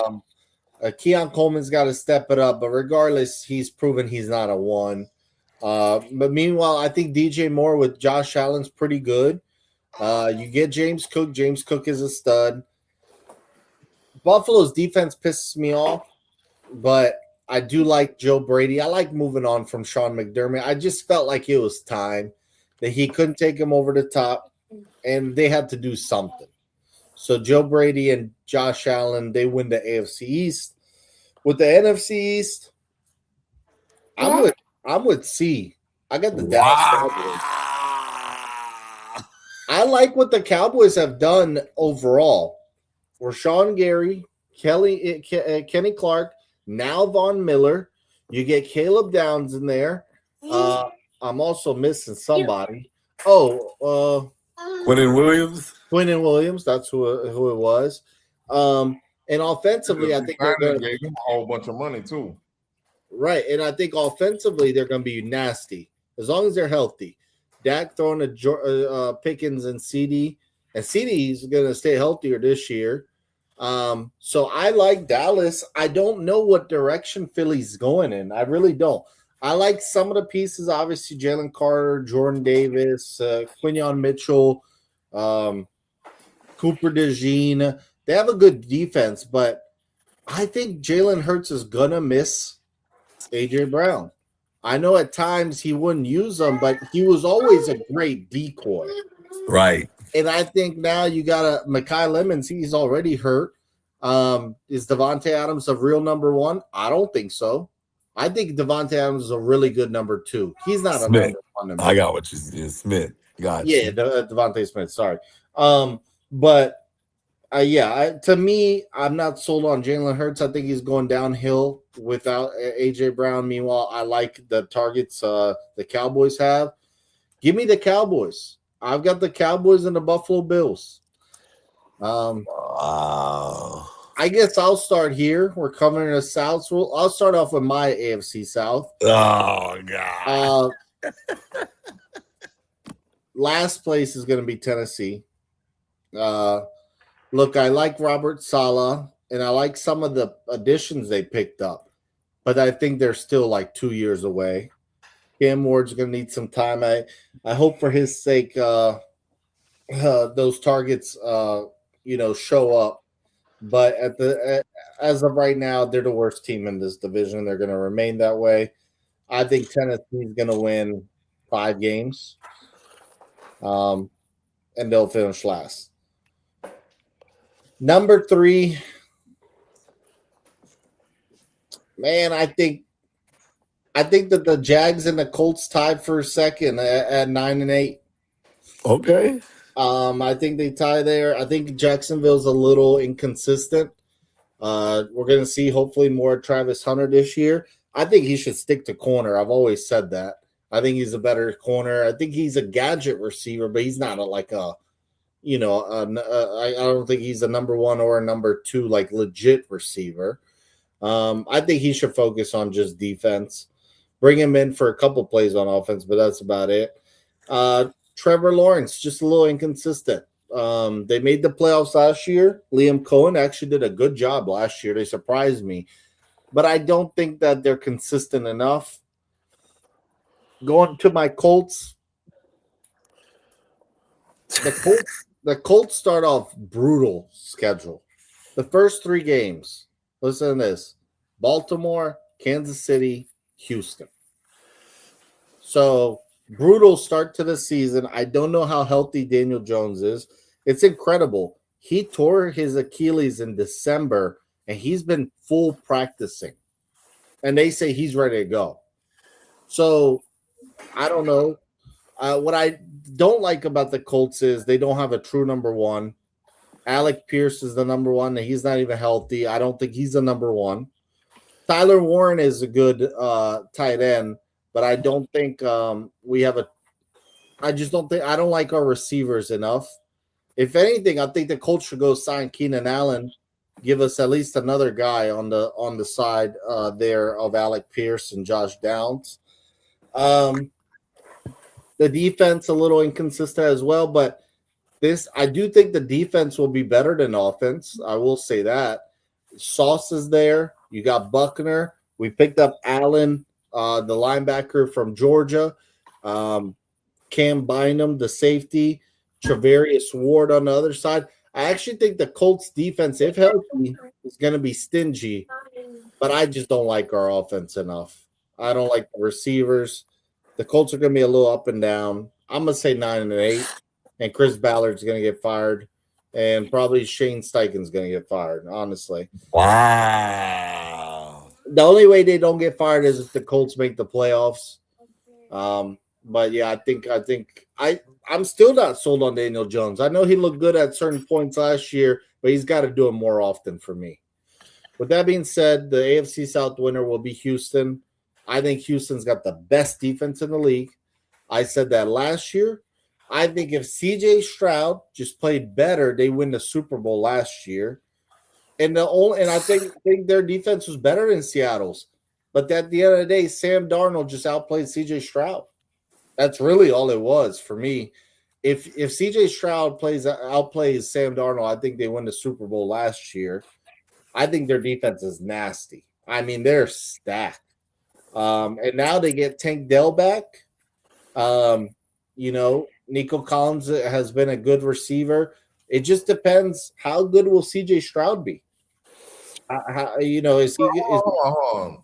You keep saying CJ Stroud outplayed Sam Darnold. No. I said if he outplayed them, they would have won the Super Bowl. I'm saying they would have won their playoff game. They would have got to the Super Bowl and they would have beat the Seahawks in his mind. Oh, I'm like, bro, what the hell are you talking about, bro? If CJ Stroud would have played better, they would have won the Super Bowl. Yeah. I actually agree with that. Yeah. My thing is like Sam Darnold was just simply better than CJ Stroud. So I think if CJ Stroud was better than Sam Darnold, I really think they could win the Super Bowl. But he stunk at times. But I think Houston's defense is really good. I'm interested to see if Tank Dell can get back to what he was, because I thought he helped Stroud out a lot. Sorry. With that being said, Houston wins the division, and they win it with 12 wins. Wow. Okay. Well, I didn't think this was going to happen. I didn't think me and Box Office was going to agree so much. I actually see it a lot the same. The only thing I'll say is I think Tennessee will get 6 wins. I wrote down 6. I think Tennessee will be a little bit better than you do. I do think the Colts and the Jaguars pretty much have the same record. I put them down for 8 or 9 wins. I didn't give a exact number. I said 8 or 9 wins. I think Jacksonville takes somewhat of a step back this upcoming year, but I'm with you 1,000%. Houston's defense is nasty, bro. You bring in Montgomery from Detroit. I think that's an upgrade for them in the running game. You already got Woody Marks and those boys, but Montgomery to me is going to be a big upgrade for them, and they'll probably try to ground and pound and play good defense. So I got Houston. I'm not going to take long on it. I think Houston wins the division. Boy, y'all boys do not like CJ Stroud, bro. No, I do like CJ Stroud. But he has to play better. See, he does. I'll tell you this: if Daniel Jones was 1,000% healthy, I would consider picking the Colts to win the division. I would. I would. All right. Let me all get mine out the way, bro. Tennessee, they're bad. They're at the bottom. There's no way around. They got the best uniforms in the division. To me, that's my opinion. Yeah. I like the Texas uniform, bro. I'm not mad at that. Anyway, right above them, I do have the Indianapolis Colts. Daniel Jones, they caught lightning in a bottle. He played well every game until he got hurt. But then he got hurt. And now he's going to be Daniel Jones again. And I got him down for 7 wins. And coming in second in the division, I have the Jacksonville Jaguars, but I only have them down for 8 wins. I think they take a step back for losing Achan. They they replaced Achan with Tootin. Might as well have Tutu Atwell, bro. That's the same thing, bro. You don't have nobody in the running back. I just think that they broke up a combination that's been together since Clemson, and if they played the Saints in the first preseason game, so Achan caught up with I keep wanting to call him Sunshine. What's his name? Trevor Lawrence. And they were playing a game like who knows each other the best or whatever. And they played the little game, and Trevor Lawrence was like, man, I miss you, bro. I miss you over here. I think he's gonna really miss him. I think he's gonna really miss him this year. They've been playing together for the last probably damn near 10 years of their lives, so it's gonna be a big culture shock for Trevor Lawrence down there. Achan's in a better situation, but it is what it is. And the winners of the division, based off the defense still gonna be crazy this year. I got the Houston Texans, but I will say this: CJ Stroud to cut his hair. I think he needed that. He needed to do something to get himself refocused, and he looked bad in the playoffs, bro. He looked bad in the playoffs. He knows how bad he looked in the playoffs. I think he went home on the off season and got himself together. I think he'll be closer to rookie CJ Stroud than who he was last year, playoff CJ Stroud throughout this season. And I think the Texans have a really good year, 12 wins or maybe even 13, fighting for the number one seed in the AFC. I also want to say I like the David Montgomery pickup. Oh, yeah, absolutely. Even though I made a mistake and picked up Woody Marks in my fantasy draft yesterday. So hopefully they have a similar share that he did and he was doing in Detroit. So I can have some value with him. All right, let's move over to the NFC South. Box office, who you got? All right, here it goes. This is when y'all say delusional stuff. Oh, here we go. Here we go. X is gonna tell you Spencer Rattler's the future. C's gonna tell you the Saints are a Super Bowl contender. I don't believe in any of that. I'm gonna start at the bottom, and that is the Atlanta Falcons. Wow, I'm shocked. Okay, Atlanta, I'm not sold on Atlanta. By the way, I want to mention this is the worst division in football, okay? Last year, this division was won with 3 8-9 teams, and then you had the Saints at 6-11. And then the Panthers beat the Bucks and got in to playoffs. And they actually played the Rams really well. Yep. But 8-9, 3-way tie. Oh my goodness. I have a feeling that might happen again. But with that being said, the Falcons are the worst. Look, they have Bijan stud. They have Kyle Pitts solid. They have Drake London really good. And they have 2 injury-prone quarterbacks. Okay? These 2 guys are going to split time because of injuries. I mean, I hate that. I don't root for injuries for anybody. But come on. Tua and Penix, plus you got 2 lefties. Look, they just are going to get hurt. I'm sorry. Penix is still hurt, I hear. He's not 100%. Tua, he's the most injury-prone player ever. So, look, I think that they are going to go 7-10, and it's going to be a mess. All right. And that James Pierce. Yep, he's suspended for a few years. Suspended for half the year. Yep. I mean, sorry, James Pierce. By the time you make it back, y'all gonna be out the playoffs, so you'll be playing for fun. So the Falcons finished dead last at 7-10. Third to last, the New Orleans Saints. Oh, come on! Man. First off, I want to congratulate y'all. Y'all drafted a bust in the first round already this year. He's already hurt.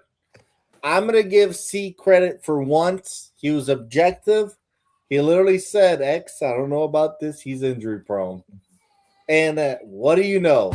The season hasn't started, and Jordan Tyson is on the couch just like we are. All right? That's not a good start, bro. It's not a good start at all. I'm telling you, he's going to spend his whole career like this, and he's going to be a bust simply because he's injury prone. And I said this coming out.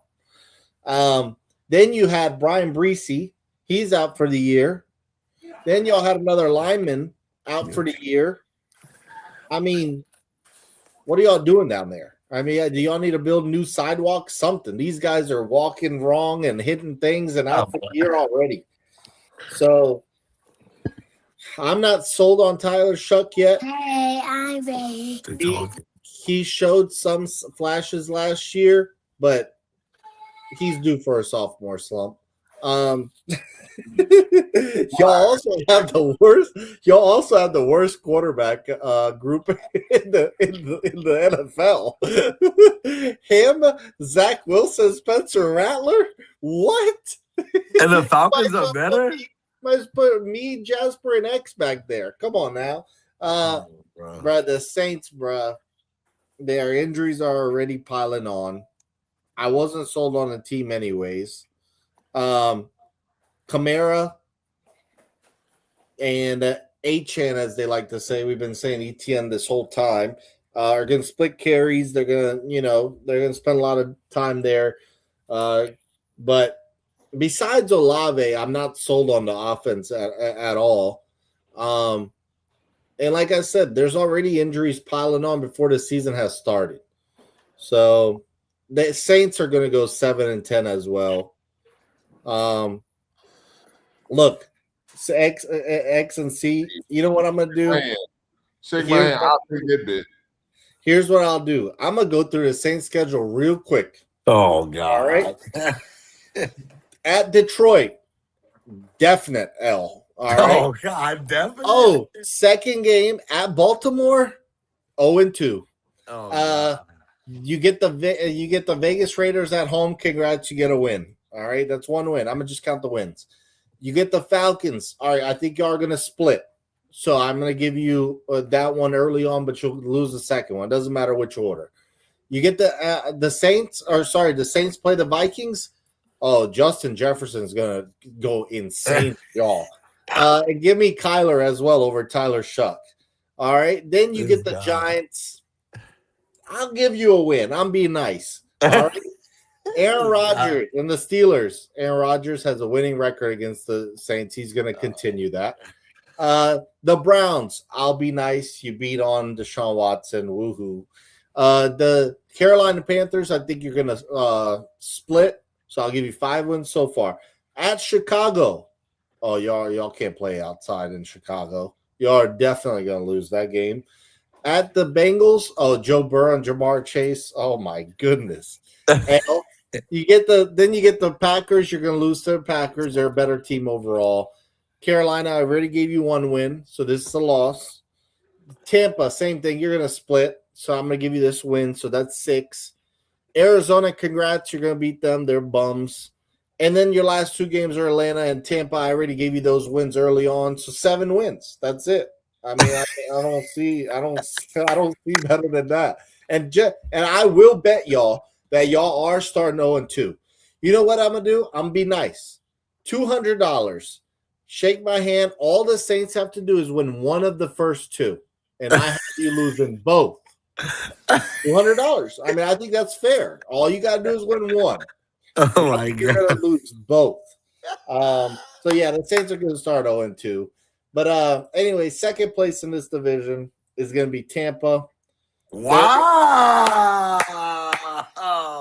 Tampa is going to go 8-9, 9-8, somewhere there. I don't like that they already, like, Mayfield is pissed off about his contract. Ibuka is hurt already. Mike Evans is gone. I'm not sold on Tampa like before. I think that they're 8-9 win team. I think they're better than the Saints, but I don't think that they're that impressive. And I've got the Carolina Panthers winning this division back to back. Y'all can shake y'all's head, but they did it last year. I mean, who predicted it They last year? did. They did. They did. They did. And I think that the Panthers actually got better. Because look, I'm going to go right now to what they did. Yeah. First off, they added Jalen Phillips on the defensive end side. If he can stay healthy, he could give them 8-9 sacks, okay? I love what they did at linebacker, bringing Devin Lloyd from Jacksonville. I think that's a sneaky good move. I like that J.C. Horn is still there. And then on offense, they're going to keep growing with Ted McMillan, Jalen Coker. Leggett shows flashes here and there. And Bryce Young has to have some confidence up after last year. The Panthers win this division with 9 wins. Bucks second. Saints third. Atlanta fourth. I mean, this division is so pathetic. Hey, bro, you are ridiculous, bro. I just want you to know that you are ridiculous. But I actually agree with you.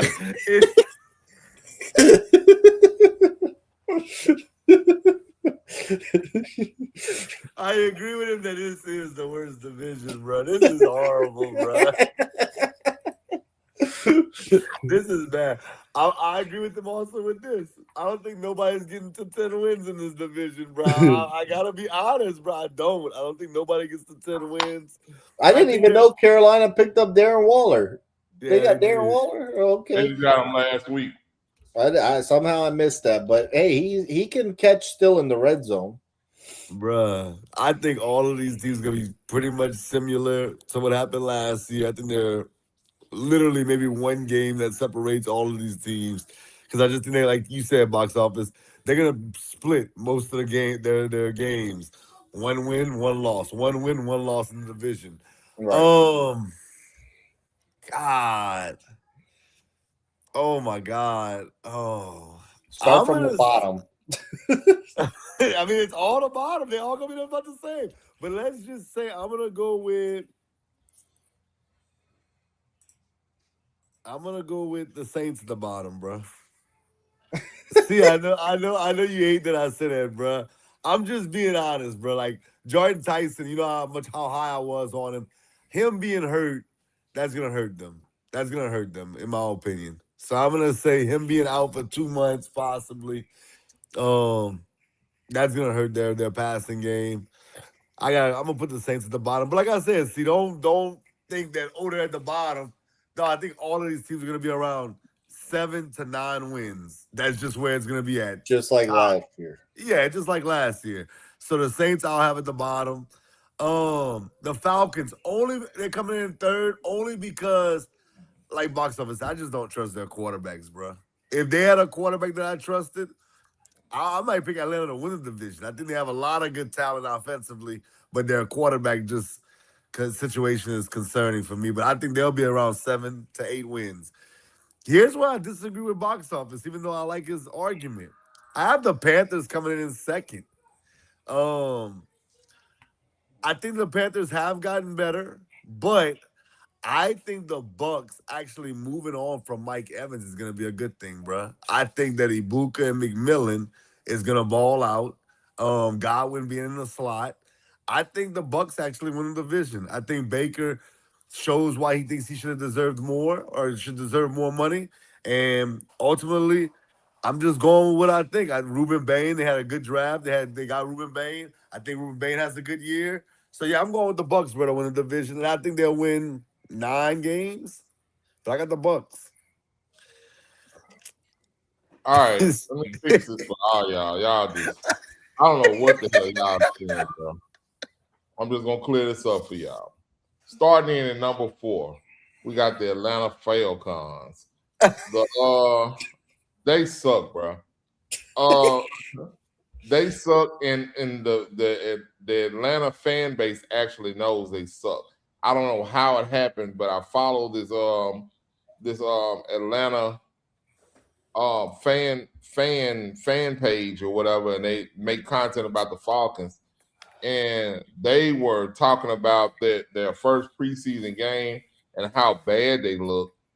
And I was like, yeah, that's understandable. I can see that. Or whatever. Talking about Tua and what's his name? Damn. Penix. How they're just like 1-2, they're left and right ass cheeks. So they make one big ass. So they got one big ass quarterback for for the Falcons. So they're gonna finish fourth in the division. Finishing third, I got the defending division champs, the Carolina Panthers. That was luck last year, bro. That was luck. Rico Dowd's not there no more. I agree with you on that. Rico Dowd he balled out last year. They caught lightning in the bottle, and they rolled it all the way to the to the 8 win. What they had 8 win now 7 wins. It was a 3-way tie at 8-9. 8-9 win. It wasn't hard to win. I think we swept them last year, though, right?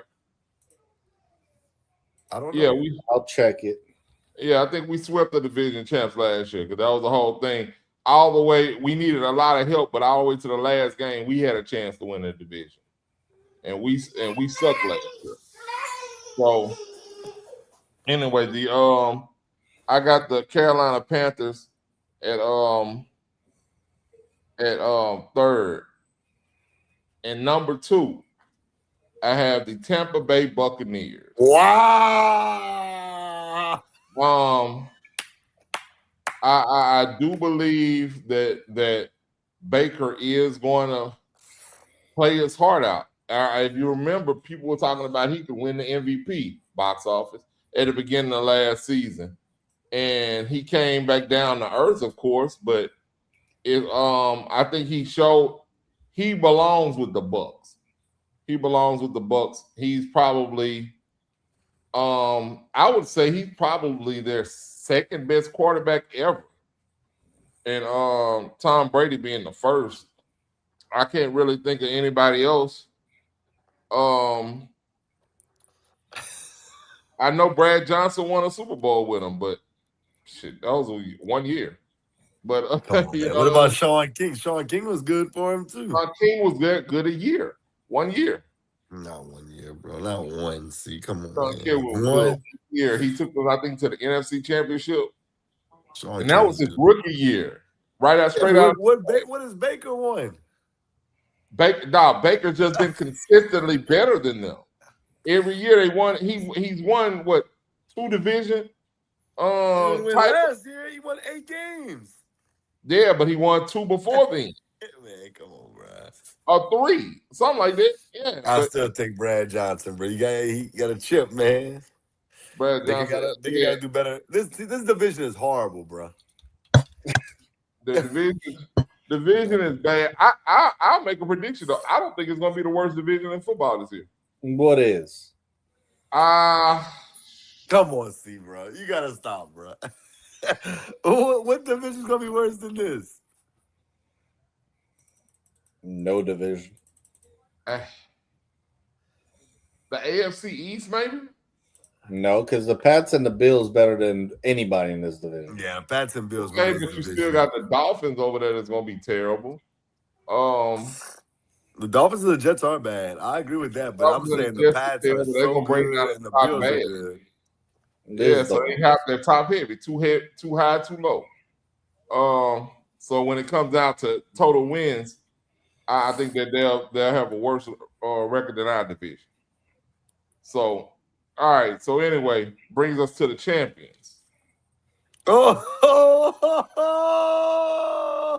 you know what it is, man. Bro, and no, y'all just never learn, bro. And no, this isn't no bias, man. I got facts to back it up. All right. So, here we go. This offseason, we made a good analysis of our team and seen what we needed to pick up.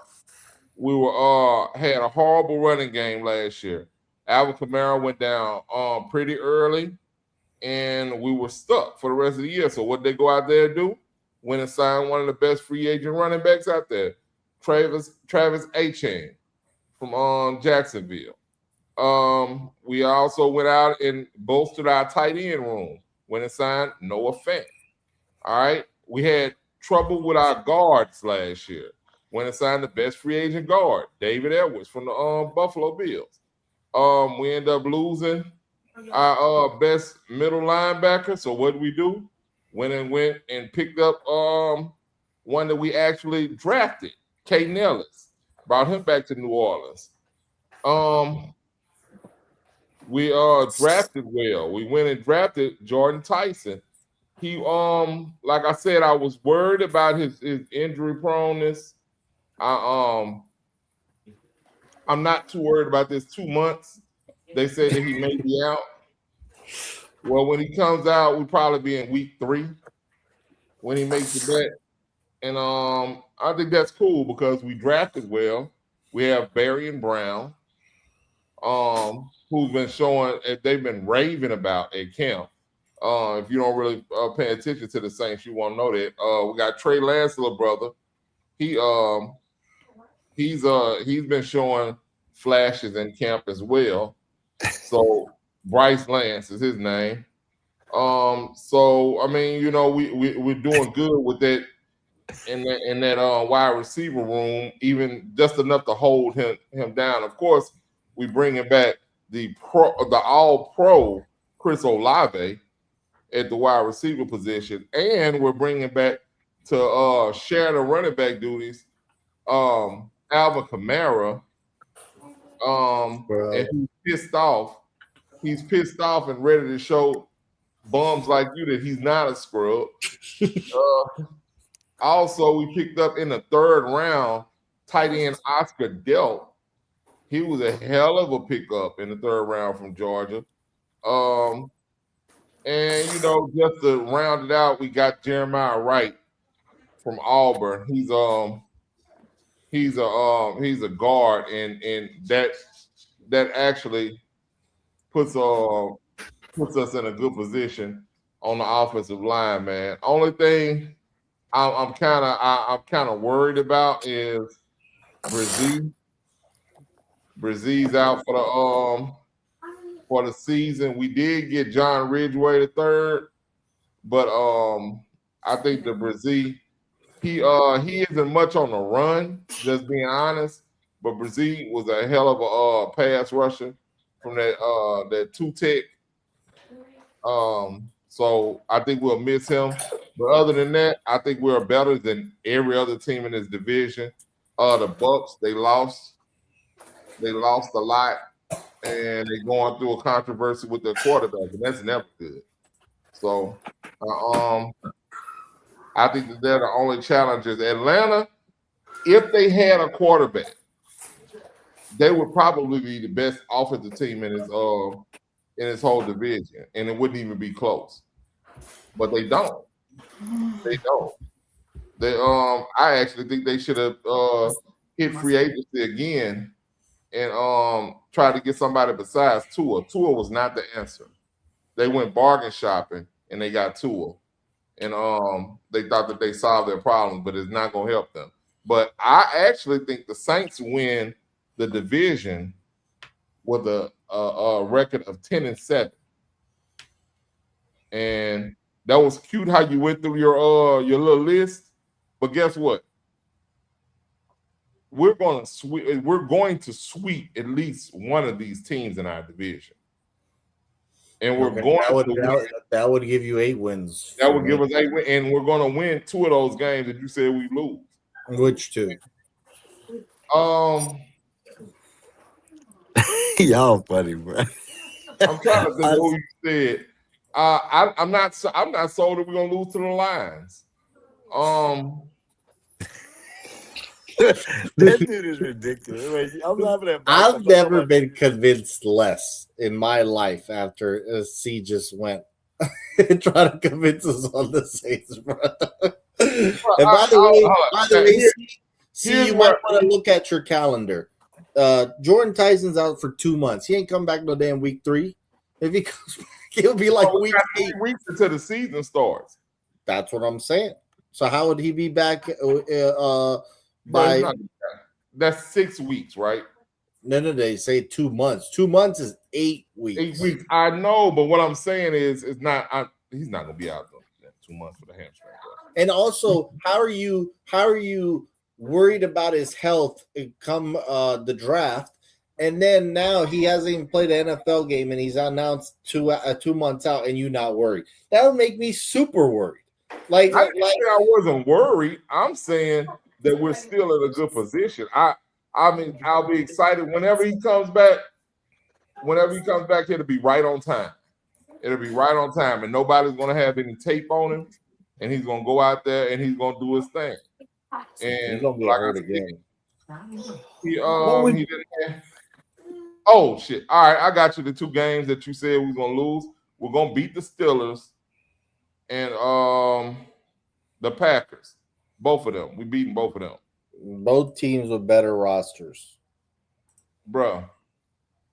We're gonna and beat both teams with better quarterbacks. No, Aaron Rodgers not a better, bro. Aaron Rodgers is better than Tyler Shuck. Bro, no, he's not. Not at the age of 90 years old, bro. Bro, Tyler Shuck threw for 10 touchdowns and 6 interceptions. Yeah, he did that. Like he's Drew Brees. He played 9 games. So 10 touchdowns in 9 games? As a rookie, he played 9 games. Sounds like a bum to me. Hold on. Let me tell you, I just went through everything that we added this summer. If this was any other team, you would be talking about those additions and being like, they did a great job in the offseason. Y'all did not add anything. What did you add? You added a running back, and that's it. Like, that's it. We added a running back. We added the best guard in free agency. We added Noah Fant at the tight end position. Noah Fant is a scrub. No, shut up, bro. Now Noah Fant a scrub? He's been a scrub. Who gets hype about Noah Fant? Bro, he's another tight end. He's a journeyman tight end, bro. Bro, all right. So anyway, okay. So like I just said, David Edwards, Caden Ellis isn't good in the good linebacker. Nothing special. Bro, y'all funny, bro. If I'm not mistaken, he led the league in tackles like last year before last. Last year was tied for 42nd in tackles. But must have been year before last. So if anything, he digressed. So I don't know. I'm not like nothing special, bro. Nothing special. I think you're just smoking dope over there. I'm glad. All I'm saying is if this was any other team that made all of these additions to their roster, that they won 6 games already with a rookie quarterback, unproven quarterback, rookie head coach, and they were in the worst division of football, and they made all these adjustments to their roster to fix where their holes were, glaring holes at running back. So Travis Etienne not a good running back. Solid, good. He's good, but I don't think he's good enough to win the division now. Like he does, I don't think he makes that big of a difference. Okay, like I said, so y'all arguing about the other teams, bro. Tampa gonna win the division, bro. Stop, man. They're not, bro. Who got the best quarterback in the division? Shit, the Saints. See, that's what I'm saying. All right. You just called Baker Mayfield the second best quarterback in the history of Tampa. Bro, you gotta be stopped. What he that just be saying stuff, bro. Hey, bro, just like I told Cupid the other day, bro. Bryce Young right now is better than Tyler Shuck. Who? Bryce Young right now is better than Tyler Shuck. Bro, But see, Bryce Young won the division. Bro, he won the division at 7-9, and we swept him. He went 8-9, and he won the division. And we swept him. What does that mean? You didn't win the division. You didn't win the division. And we swept him. And you still lost the division. Right. And we swept him. So head to head, we swept him, right? Right now, you would say Tyler Shuck is better than Baker Mayfield right now in ranking. If we was ranking quarterbacks, you would say Tyler Shuck is better than Baker Mayfield. See, He also just said while you're distracted that right now Tyler Shuck is better than Aaron Rodgers, bro. bro. See, come on, bro. You gotta stop, bro. Look, I hope Shuck is Shuck over good. Aaron Rodgers. Bro, y'all, when are y'all gonna get out the Aaron Rodgers train, bro? He just won the division. Bro, why you keep talking about he won the division like that was some hot shit, bro? What has Tyler Shuck done? What has Tyler Shuck done? He's been a rookie and won 6 games. Wow. The next Drew Brees. You're right. On a team that you said was terrible. They are, and he's terrible too. Now, you see, I ain't even box office on that. I don't think he's terrible. I'm just simply saying, come on, see, better than Baker Mayfield right now. Bro, all right. I take him over Baker Mayfield because I know his upside is better. I take that. That's your opinion. That's your opinion. I'm not mad at that, but who's better right now? I'm gonna go Baker, of course. Right, I'll go Baker simply because of his experience. But Baker was an MVP candidate early on in the season last year. Yeah, man. And how did it turn out? It did turn out great. You're right. I will say that it did. But Evans was nicked up a lot of the time. Man, the whole team was nicked up most of the time in Tampa. I don't know, bro. I think that y'all wild. All of the Saints whole running back room and wide receiver room was out for the last. And since Tyler Shuck took over the starting job, they were all out. I don't know, but I think that, bro, Baker, Bucky, Irvin, McMillan, Ibuka, Godwin. Like, I don't know how y'all not picking Tampa to win this division. Carolina beat them last year, bro. They did. But I told you, I think they were nicked up last year. Adding Ruben Bain, Villa on that defensive line. I don't know. I'm thinking to myself, bro, they're healthy. They're going to win the division. Well, if we're healthy, we're going to win the division. Bro, you true. 10 wins for the Saints. Are we being serious? We're gonna revisit this at the end of the year, and I want a public apology. No, I can say this. You've been wrong, like since the Drew Brees days. The Saints can win the divimission. I will agree with you on that. Drew Brees days, you said I was wrong too. So I don't care what you say. Yours is obvious hate. I'm just saying, bro. I was right about the Saints last year. And hold on, I was right about the Saints last year. I said we were in a rebuilding season. And we would you not said that after you noticed how trash they were, not going into the season. Absolutely wrong. At the beginning, but when we first did the pick, I said we're in a rebuilding season. We will not make the playoffs. That's what I said. So we making the playoffs this year, though? Yes. Oh my goodness. Winning the division. Yeah, I hope you're right. See, I hope you're right, so I can say Yvonne, ha ha. No, you hope the Raiders win the division, bro. I don't want to hear that. Come on, bro. Who that? Who that, baby? Nah, not you. That boy said stay over there. Oh yeah, man. I've never seen anybody more excited right now. Never seen someone so excited about Noah Fant. Bruh. Noah Fant is as well as that's somebody that we picked up. You acting like he a scrub. He a scrub? Shut up, man. Yeah, he's a journeyman tight end, man. Is he a scrub? Yes. Journeyman tight end. I think I have an idea. We can do this. Since we all agree that we all have a different team, we can put $100 in the bucket, and whatever team wins the division gets to get the money. Sounds good to me. I'm in. I'm in too. All right.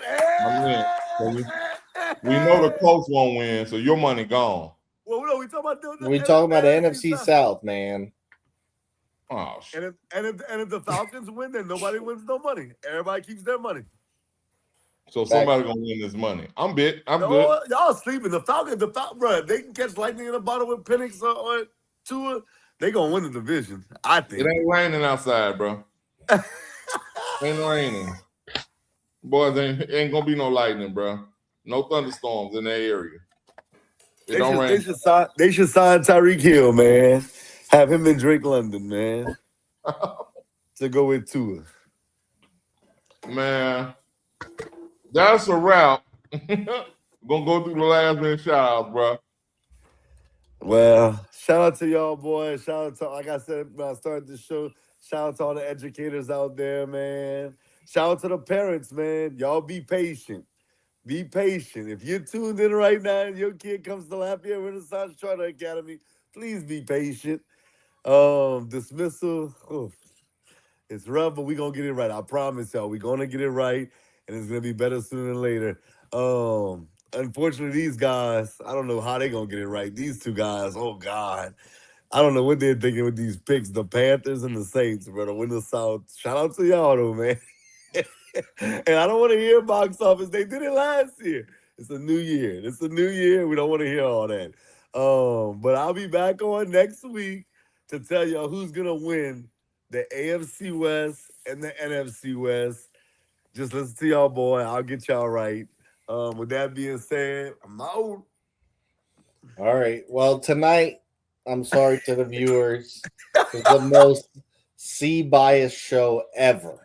LSU is gonna do this. They're gonna do this. The Saints are gonna do this. They're gonna do this. This was the most C show ever.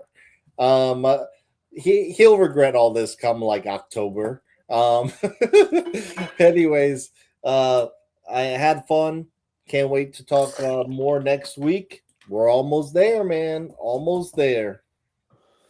Oh, and one thing before you go see, my nephew just texted me. He's working on getting the Texas LSU tickets. Woo! Get it. Yeah, my daughter said she found a group where they figured out how to get how to resell them student tickets. So I said, hey, let me know however you figure out. She had to inbox somebody to figure out how to do it. So whatever Yes, it sir. is, hey man, that means because they just not going to that game. I'm going to that game. That's right. That's right. That's right. But yeah, bro. Let me go last with the shout outs, man. First off, I want y'all to forgive me for my partners. They don't know ball. I'm trying to teach them.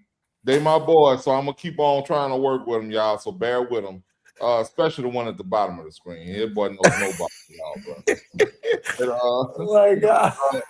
so y'all forgive us on that. We will be picking up and finishing our picks over the next couple of weeks.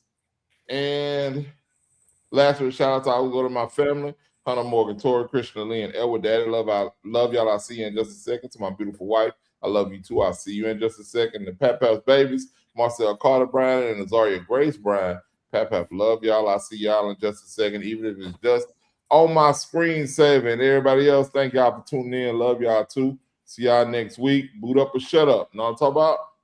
Peace.